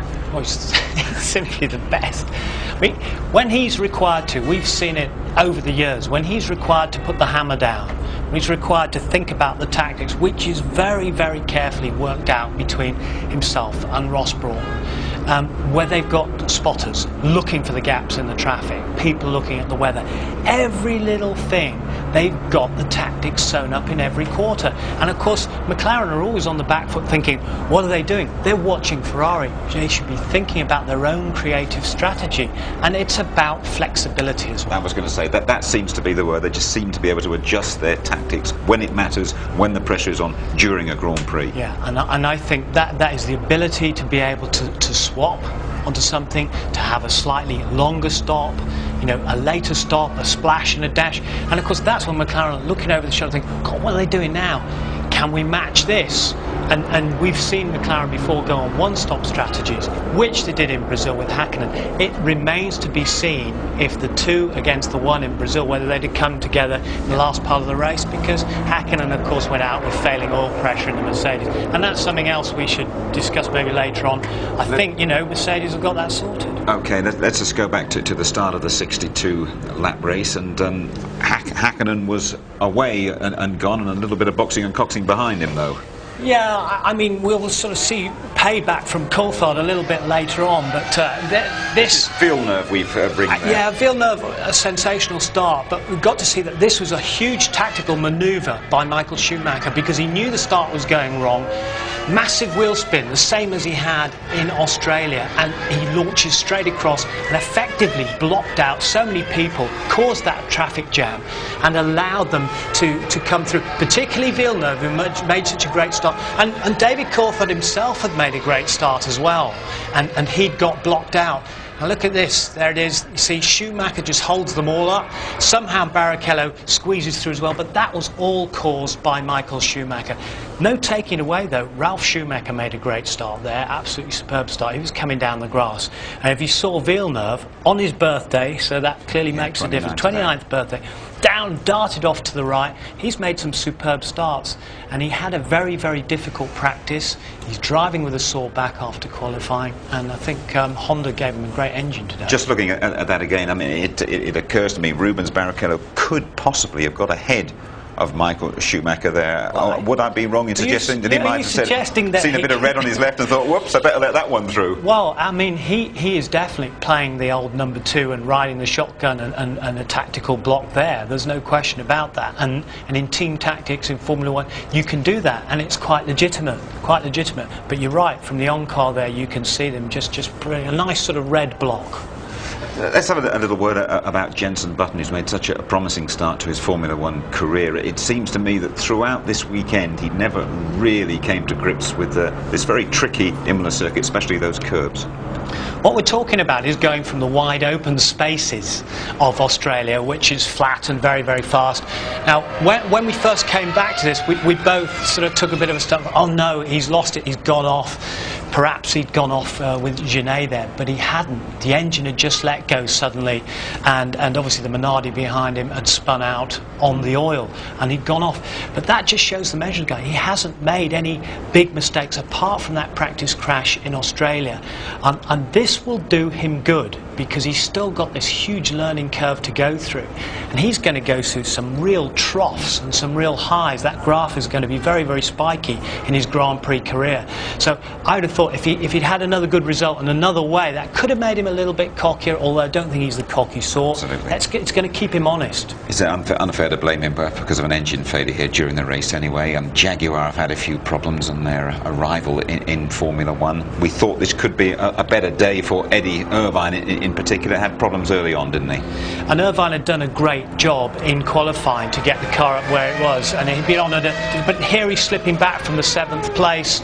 Some sort of mechanical problem or electrical problem, and Ralf Schumacher went through because he went into the pits, and Gary Anderson, who used to be the designer of the Jordan and then went to Stewart before it became a Jaguar, has told Louise that he switched something off. Well, that is something electronic clearly that was misfiring, and whatever gizmo that may have been, legal or not, who knows? No, I didn't mean that. But I mean, at Silverstone, sorry, Tony, that there will be huge support for Jaguar, for the British racing green of Jaguar at Silverstone next time out, and we shouldn't expect too much though, perhaps. No, but and that's what Jackie Stewart said about everything. You know, they are expecting a lot of us very early on in Jaguar's career, if you like, and he said perhaps we changed over to Jaguar a year too early, and those things. He said he's not here today, incidentally. He's up at a Formula 3 race at Croft supporting the Paul Stewart racing team up there, so it's interesting that he's not here.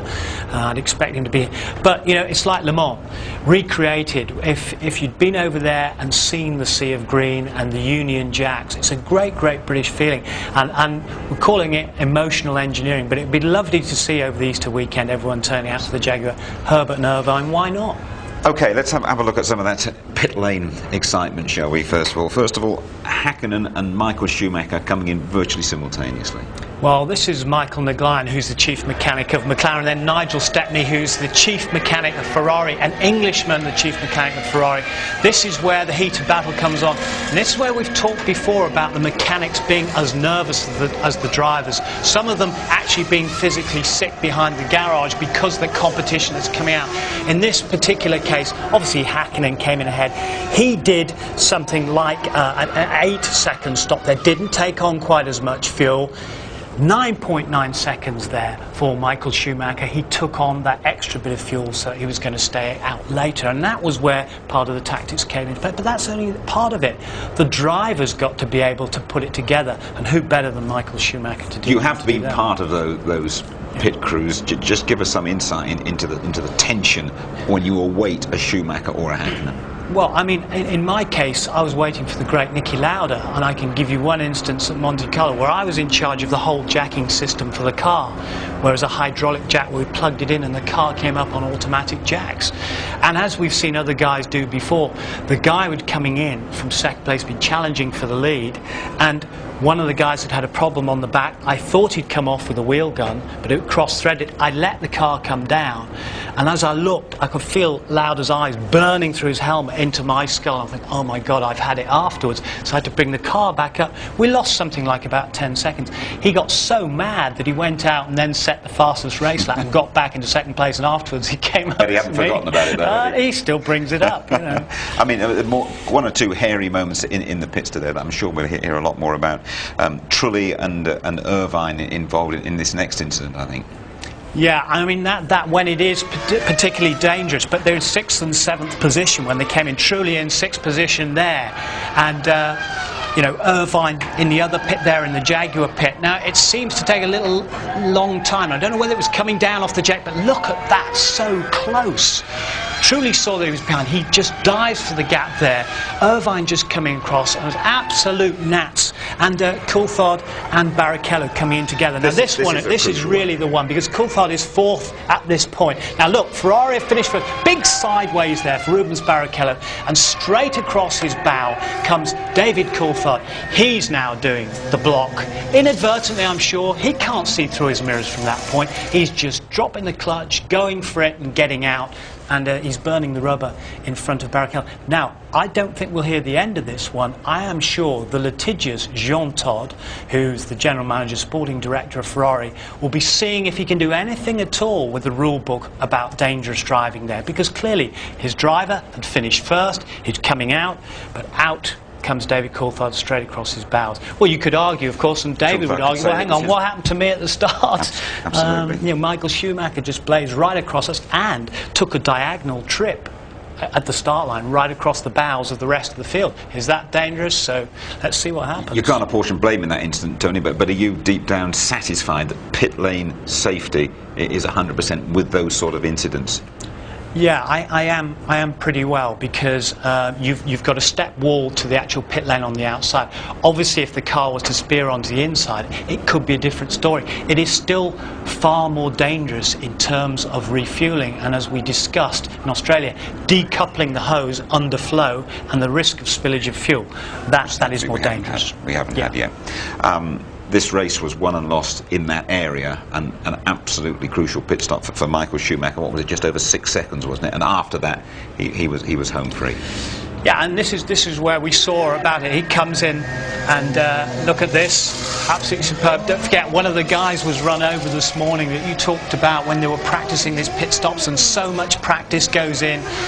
Nigel Stepney and his boys, out he goes. He needs a smaller amount of fuel, 6.2. He's got the hammer down. He's been putting in incredible laps. Where is Mika Häkkinen?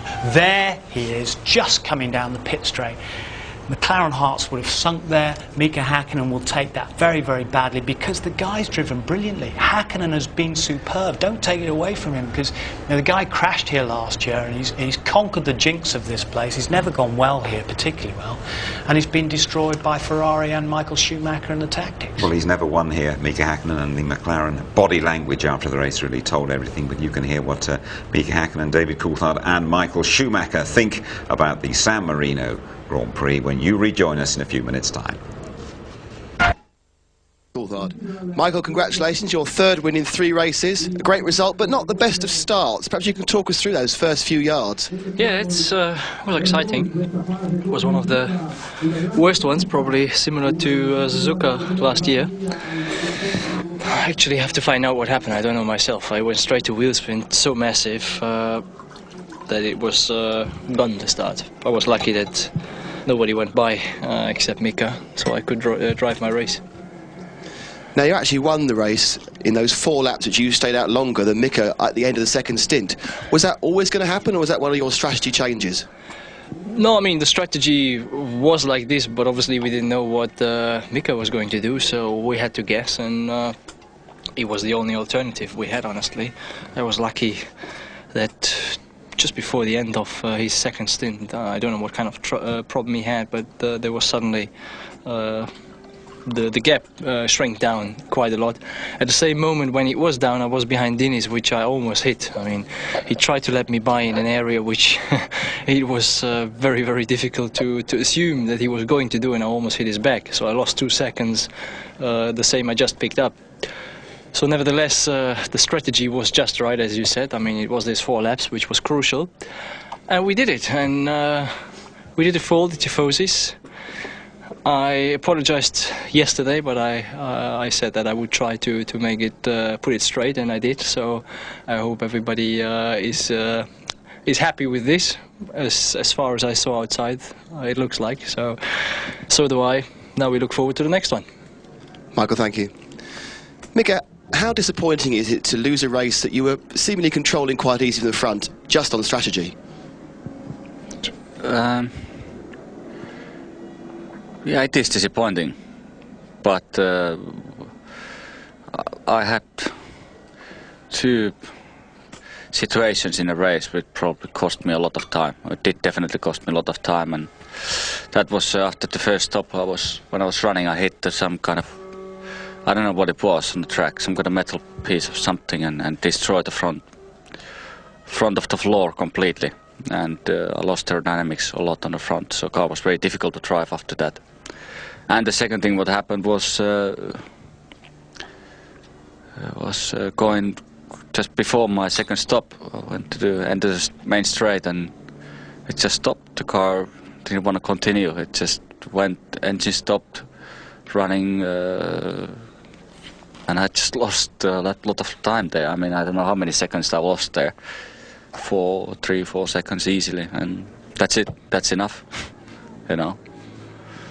Now, so that I would say for that reason, I can be extremely disappointed for my own work, what I did this weekend, and I think for what the mechanics did. I think it was fabulous. Everybody did just the right job, the right thing they did.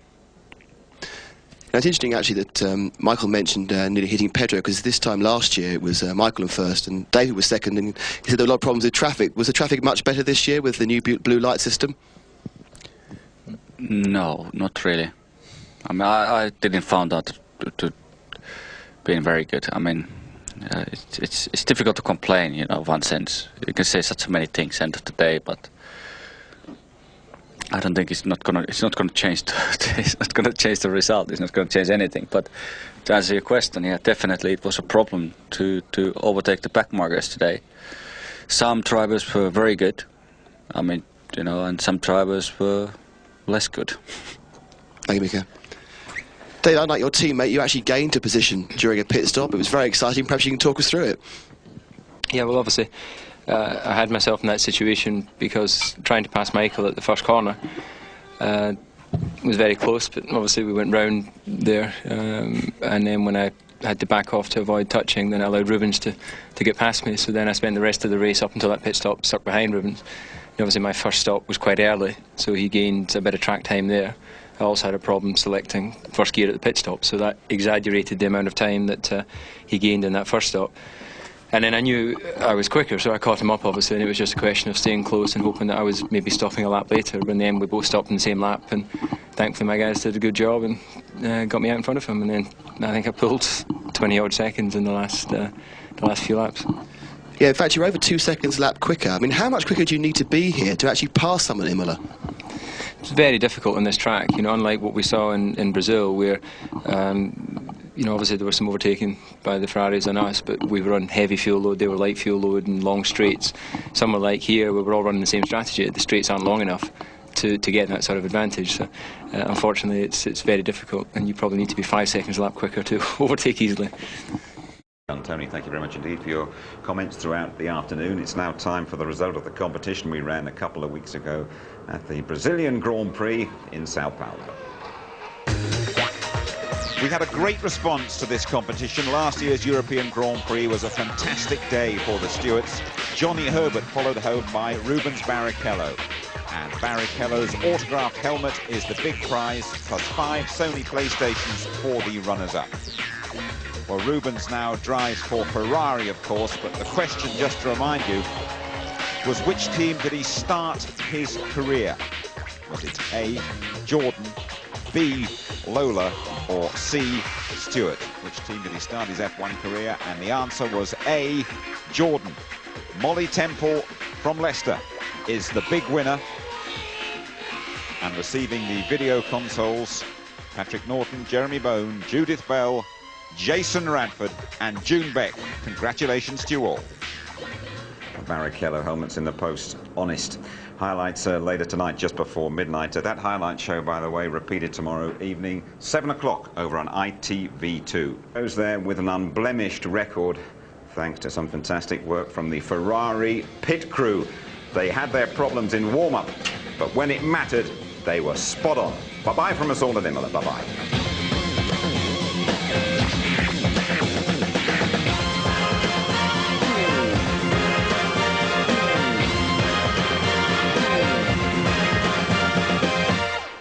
Out of 3.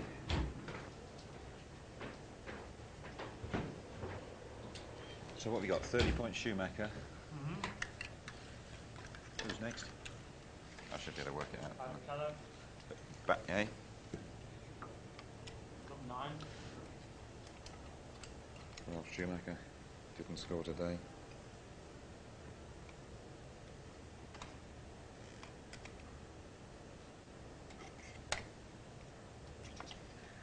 But Häkkinen's off the mark. Yeah, on 6, yeah, is he? Yeah. Should be fairly equal. But Häkkinen's off. Doesn't matter, but Häkkinen's off and running it. Who's behind him, mate? Villeneuve's on 5.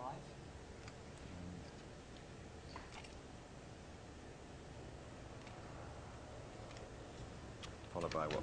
Coulthard. Followed by Villeneuve. Coulthard, yeah. Sorry. Villeneuve's got 5. Yeah. Coulthard's got 4. Right. Yeah. Yes, mate. Oh, it is Murray, yeah, okay. Villeneuve and Coulthard. That'll do. Team-wise, constructors. Have you got the constructors, Teach? Teach, you got the constructors? No, doesn't matter. Have you got constructors that you could just put up, Keithy?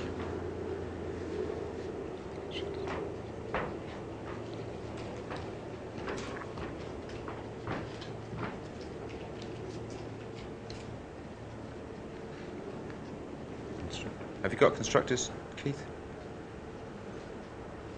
All right, well done.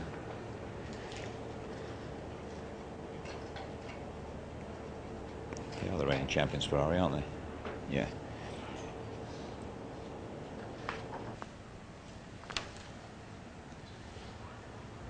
Yeah, I'm listening. Okay. Okay. Uh-huh. Oh, I'm in trouble. Not like Gary Anderson won a few points. What do you say? Gizmos. We were talking about gizmos.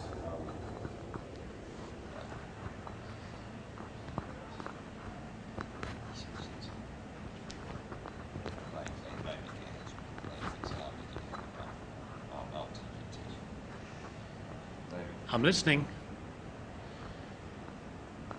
Oh, is Lou going to speak to me now? Okay.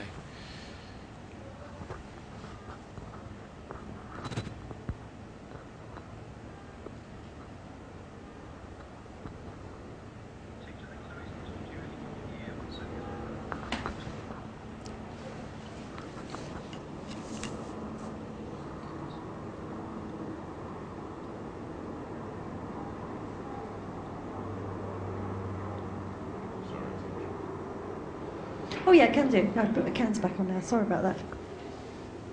Hang on, Tick, let me just walk out the press office.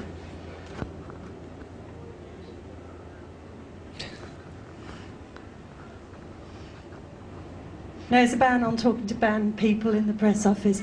Teacher, I've just been collared by Gary, who's had Jackie on the phone from the UK. Apparently, you were talking in the studio before the race.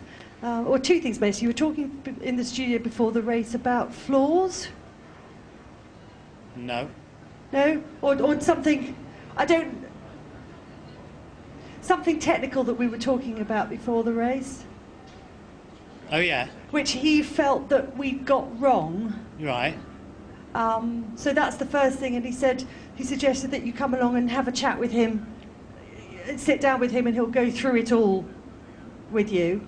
Right. Yeah. The second thing was the comments that were made afterwards about the bit on the engine, or switching off something on the engine. Yeah. Which Irvine explained basically what the problem was Eddie had a calibration with the engine, or trying to calibrate the engine, actually accidentally hit the pit lane limiter. Right. So it was that they had to turn off when he came in. But Gary's just worried that because of all the controversy flying around about one team was cheating last year, just all the general brouhaha, he's worried that it might reflect what what I said might reflect badly on him, and is just keen to make sure that it's explained thoroughly that they weren't doing anything illegal and blah blah blah. Okay. Okay. That's fine, no problem. I mean, we did talk about gizmos or who knows what it was basically, and we made it a bit of a laugh about it, which is what I think that's probably what he's referring to. Yeah, oh yeah, we know what he's referring to, and that's the same as Berger and Eddie and everyone made light of it because they're all saying, look, they're all going to have to clean up their acts. Nobody was pointing a finger at anybody. You're suggesting that Gary might be sensitive? No, but as far as what I did on my drawing at the beginning, I checked that out with Gascoigne. Yeah, I don't... Because it's measured from the plane, which is the plank. I don't know exactly what he was referring to there, to be quite honest with you, Teach, because I didn't hear what you were all talking about. So. Last thing I need is a 5-hour technical lesson from Jackie Stewart. Or even an hour one from Gary Anderson. No, but anyway, I said I'd let you know. Yeah, no, thank you very much. Yeah. So long as it's not a legal letter from Jaguar to go on the wall with the Ferrari one, then we're all right. Where am I going to go for breakfast? Oh, it's all right. Bridgestone. No, I just walked past them and they said you're a git. Rubber sausages.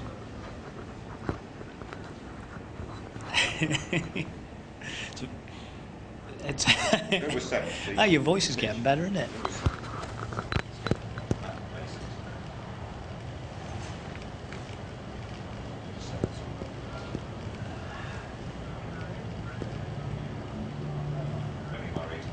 Hey, Murray.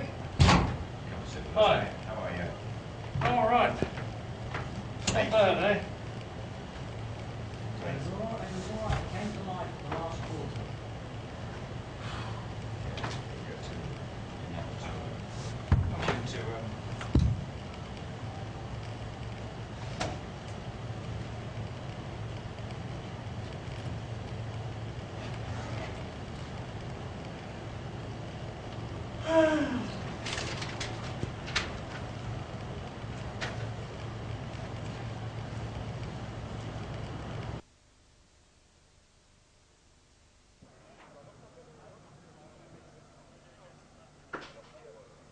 I'm standing here with Jenson Button, actually, Murray. Jenson, we saw you off into the gravel trap earlier. Was there a problem with the car, or was it a mistake?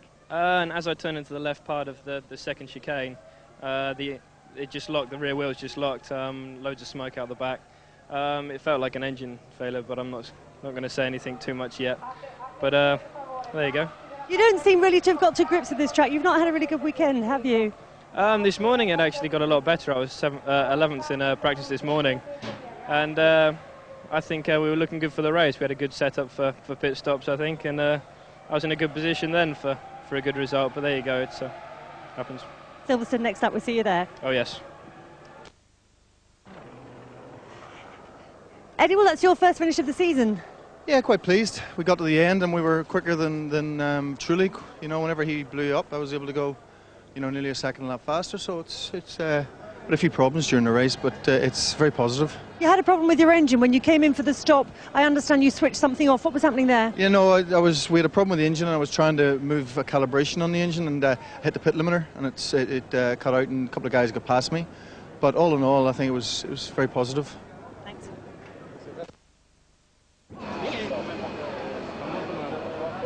Rubens, I guess today all went wrong for you in the pit stops.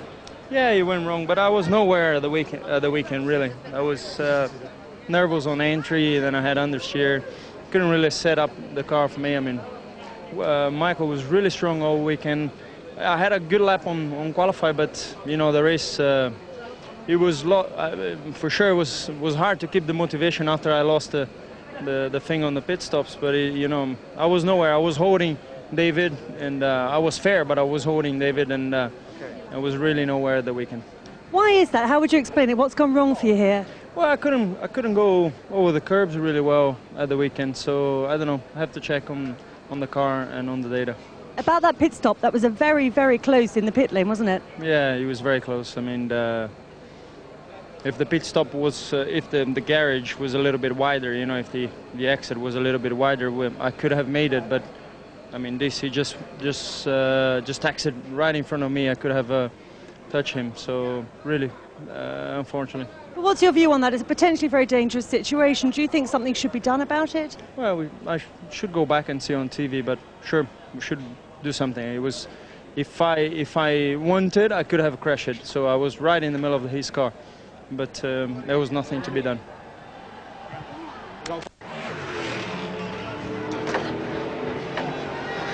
Well, Ross, Murray is going absolutely ballistic, as you can imagine. That was a very audacious switch of strategy. Well, it wasn't a switch, it's what we planned. I mean, we knew from that position that we had to do certain things, and it worked.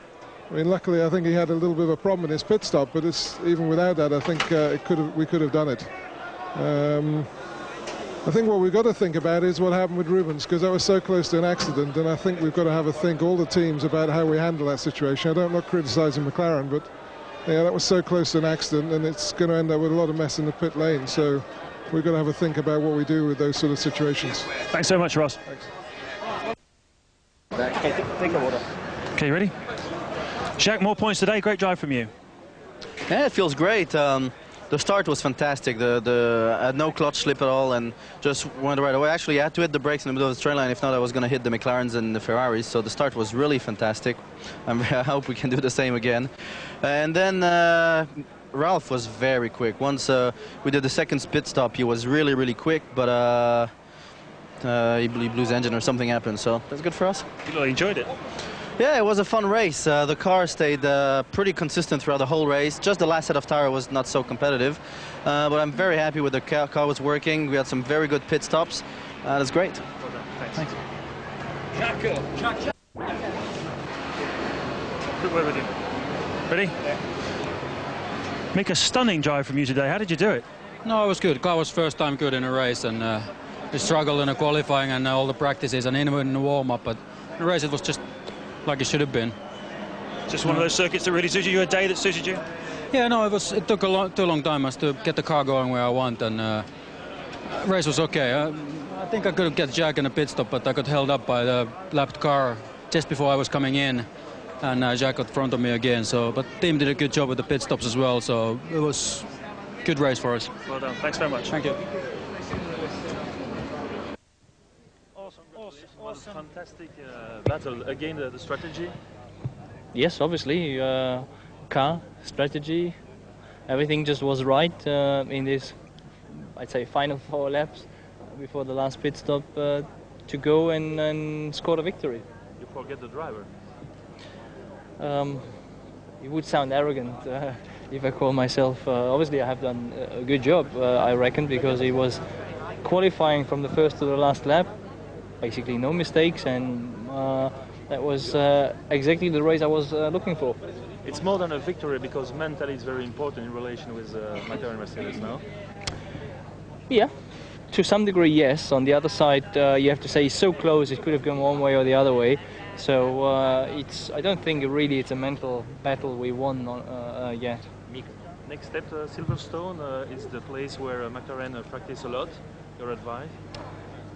I reckon we go there next week, have a test, and should be competitive anyway.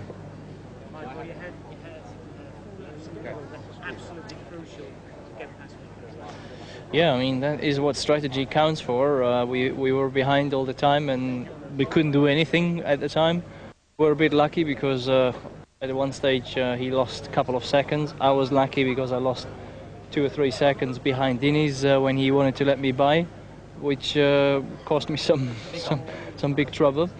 And all in all, as you said, the 4 laps were the crucial period, and we done it.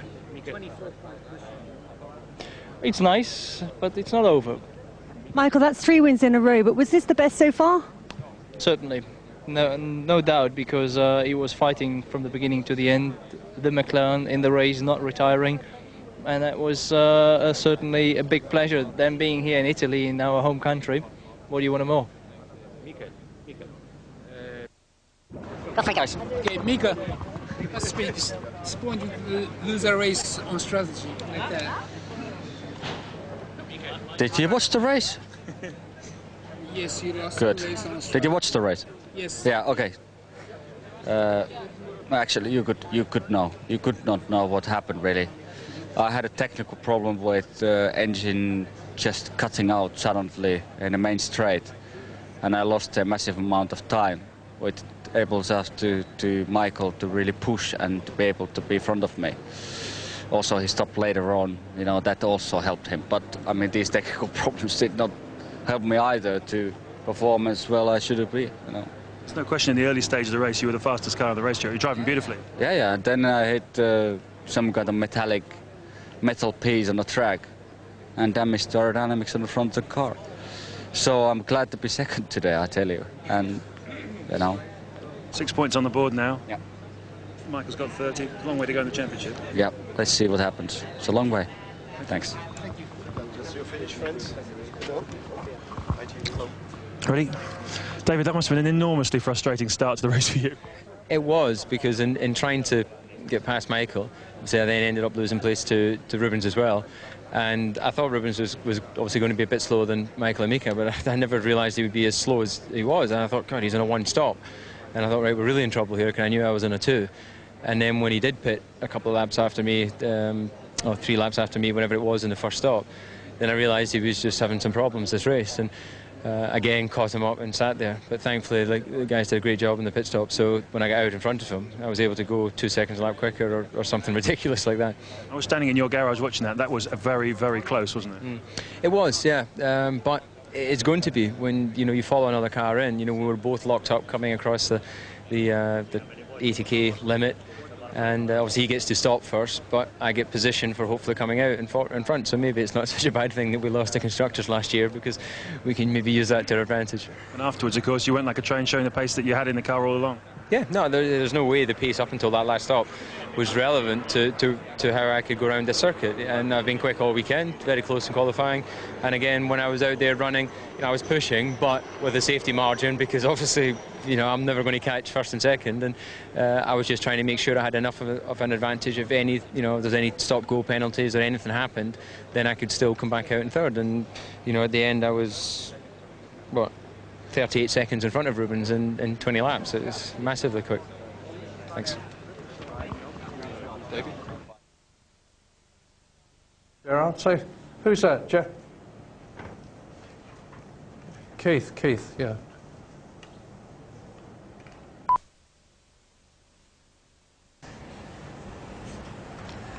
It's a nice blue shirt, Mr. Walker. Yeah, it's great, isn't it? It's from Bertie Jeeves.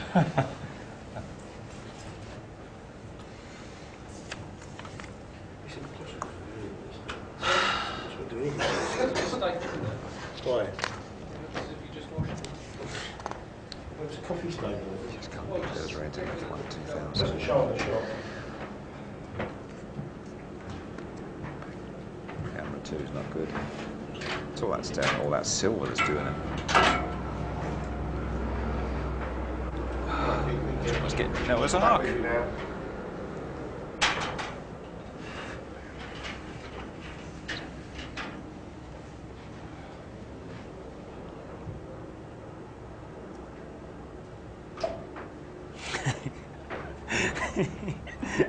That's good. Thank you for that. Thank you for that line. Murray, could I just move you in 4 inches? As they say in the show. Yeah, no, it's still there. Teach if we can try and get a little comment from you at the top. I think it's on, just a minute. Launching of the replays. I'll give him with the old. And if he doesn't mention it, I'll come to you. Well, Hackett did have a problem. He's sitting on a board. Yeah, he's on a. It's bloody cheating. He's on a board. No, you've got 4 little pegs. What? Oh, you got pegs. Oh, don't forget, I'm a big bloke.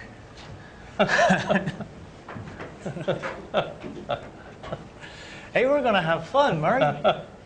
Murray, welcome, by the way. What do you think of Murray? About sharp set.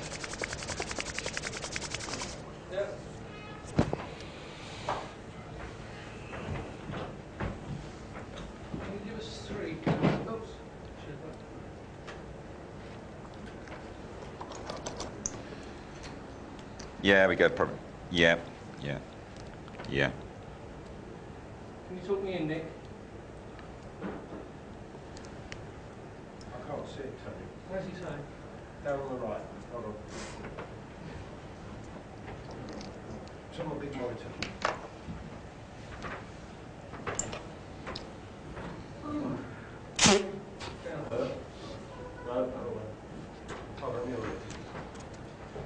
Right. You want Jim higher in frame, what's that? The other way. Now, now, higher towards Jim.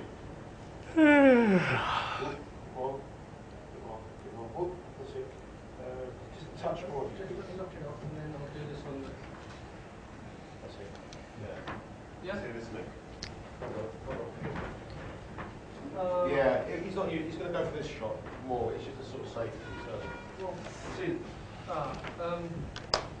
I'll just drop it down because that's unusual. Tony or Nick? Okay, forget it, Tony. It's too unreliable. We'll use one. We'll use one. Forget it. There's a thunderstorm going on that one. All brilliant people are left-handed.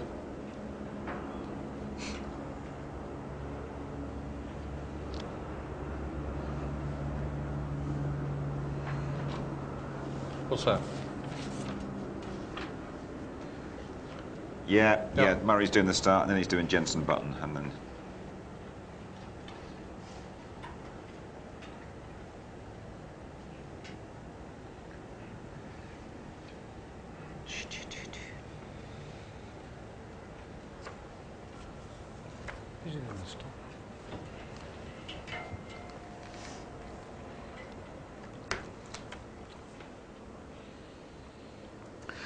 Well, you can't beat the Reds in F1 2000. And now Michael Schumacher heads for Silverstone after delivering back-to-back Ferrari victories at Imola.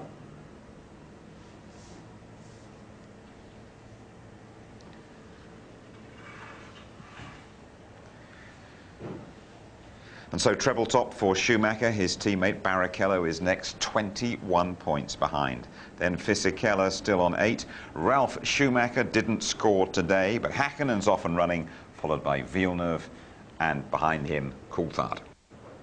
In the constructors, Ferrari have opened up a 29-point lead over McLaren. Then Benetton above Jordan and Williams, both out of the points here. BAR, though, improving to 6 after Villeneuve's 5th place. Delighted that Murray Walker has joined me and Tony here in the studio. Well, Murray, have Ferrari put the dagger through McLaren's throat already? Jim, you can beat the Reds, and McLaren are going to be the people to do it. I'm far convinced that they're... Oh, sorry. One second. It's all right, mate. No problem. Yep, 5th place. Are we happy to do that in the 5th place? That's all right, isn't it? Poor old Murray, twisted. My mark is twisted.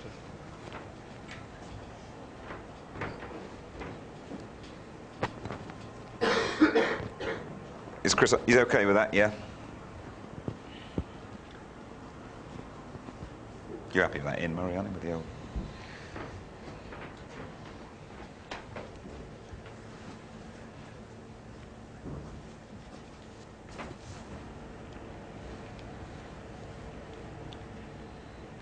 Tomato growers, teach. I'm still looking for the tomato growers. We've nearly got through the weekend without mentioning the tomato growers. No, I'll leave that one.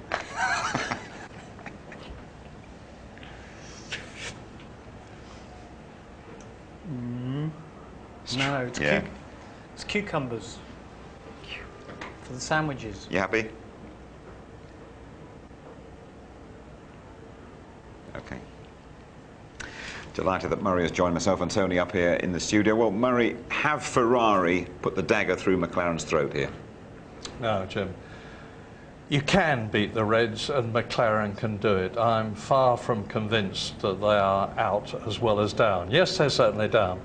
But there's two things. The first is that Mika Häkkinen had a damaged car floor today. He had an electronic glitch in the engine. He lost a lot of time. If David Coulthard had made a better start, he would have blown Rubens Barrichello away very convincingly indeed. Silverstone is going to be something very special indeed because McLaren can do it. Tony, the big two still haven't really gone head-to-head without any mechanical glitches. No, that's true, but on today's evidence, McLaren was marginally the better car, and it means they are turning things around. They've done a lot of engine work by Ilmor and Mercedes, and although, as Murray said, there was a little glitch there, you can see signs of the Silver Arrows really coming back. It's, you know, it's still early in the season. Murray, the ideal start, wasn't it, for Mika Häkkinen? Not so for Michael Schumacher, but the birthday boy, Jacques Villeneuve. What a start he made here. Absolutely.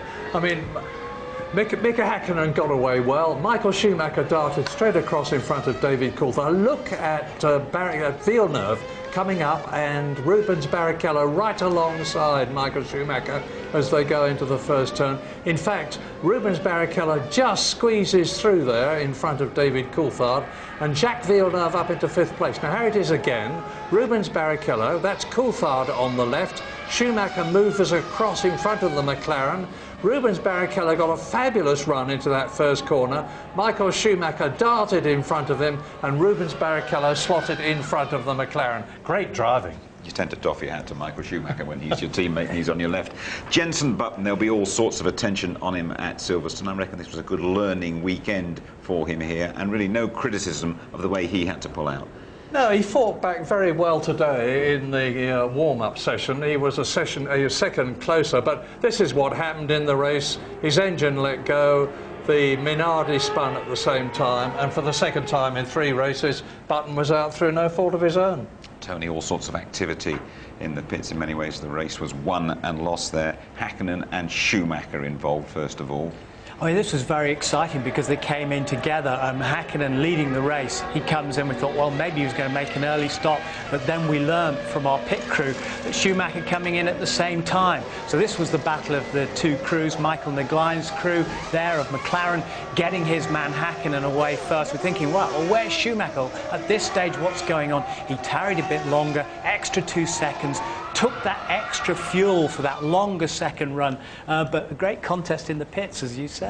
Lots of controversy after the race about this one. I mean, the moment that you will remember above all, I think, Coulthard and Rubens Barrichello. Yeah, because it was dramatic, because it was dangerous, and we were looking at Coulthard coming into 4th place, and behind him in comes Rubens Barrichello. Great job again by the McLaren boys from Woking, and they're just getting ready. And Rubens gets a big sideways on, out comes Coulthard right across the face of Rubens Barrichello. Rubens having to brake very heavily, but Coulthard didn't really know he was there. He was just going for it. He can't see through the mirrors. He can't turn his head around from the shoulder with all the padding on the side, but nonetheless, a dangerous incident. Yeah. Then that lightning pit stop for Michael Schumacher.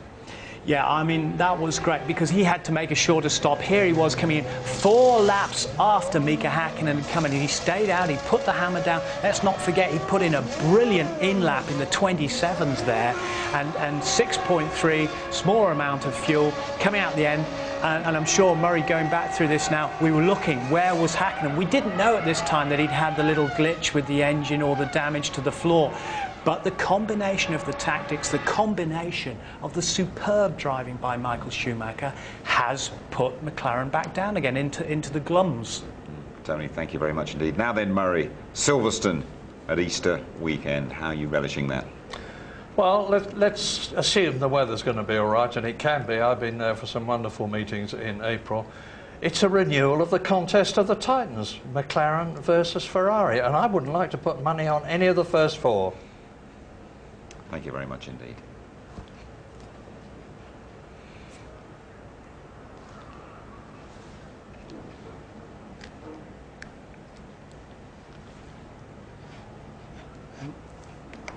Murray and I are happy. Well then, Murray. It's your private jet awaits. Well then, Tichy, thanks you a lot. Thanks, Murray, for coming up. I'm staying. Do you mind if I stay quietly here, scribbling? Hey? Do you mind if I stay quietly? No, you can stay there. No, it's not a problem. Tichy loves this studio so much he wants to stay. Yeah.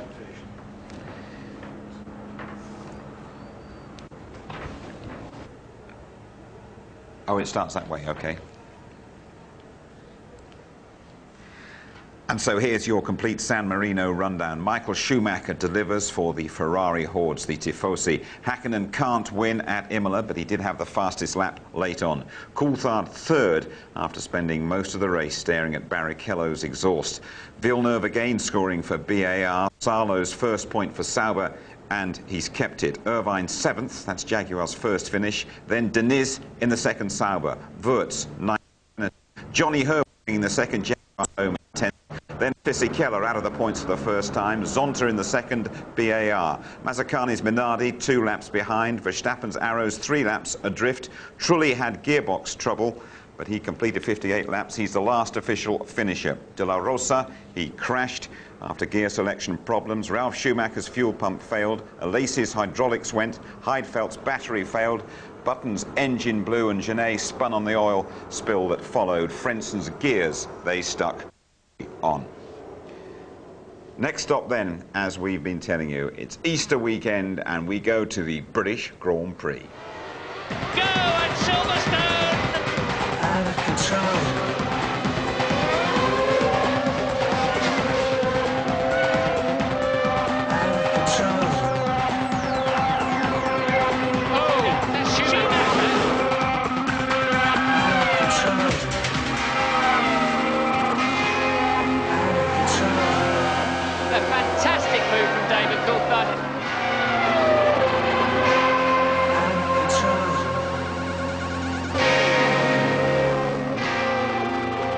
Extensive programming for you throughout the weekend. A Good Friday special to get you all in the mood. 4:15 on the Friday, qualifying from 12:30 on the Saturday. Nigel Mansell will join us for that. Then Tony presents a Grand Prix theme night, special look behind the scenes at Jaguar. 8 o'clock that on ITV2 on the Saturday night. And the race live from 12 o'clock on the Sunday. The British Grand Prix starts at 1. Catch me if you can. That's the message from Michael Schumacher and Ferrari. See you at Silverstone. Good night.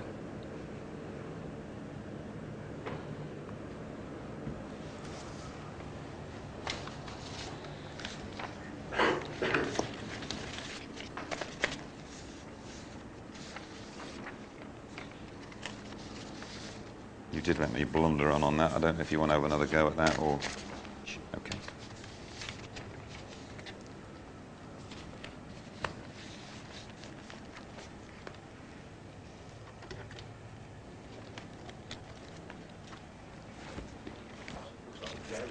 Thanks, Meridian. All the best.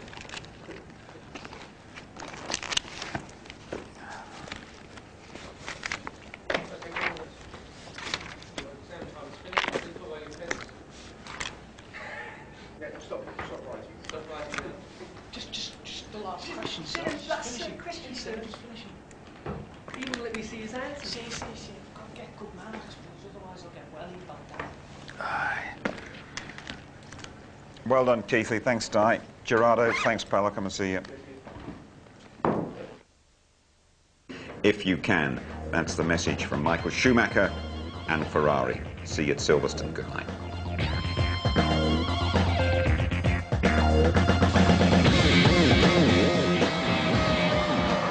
That's it. Away they go. Good one, Hakkinen. Good one, Schumacher.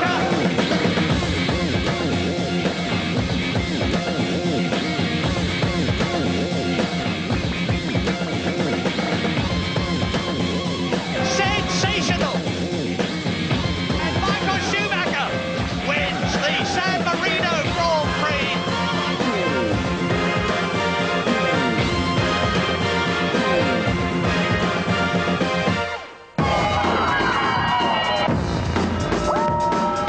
F1 on ITV in association with Texaco.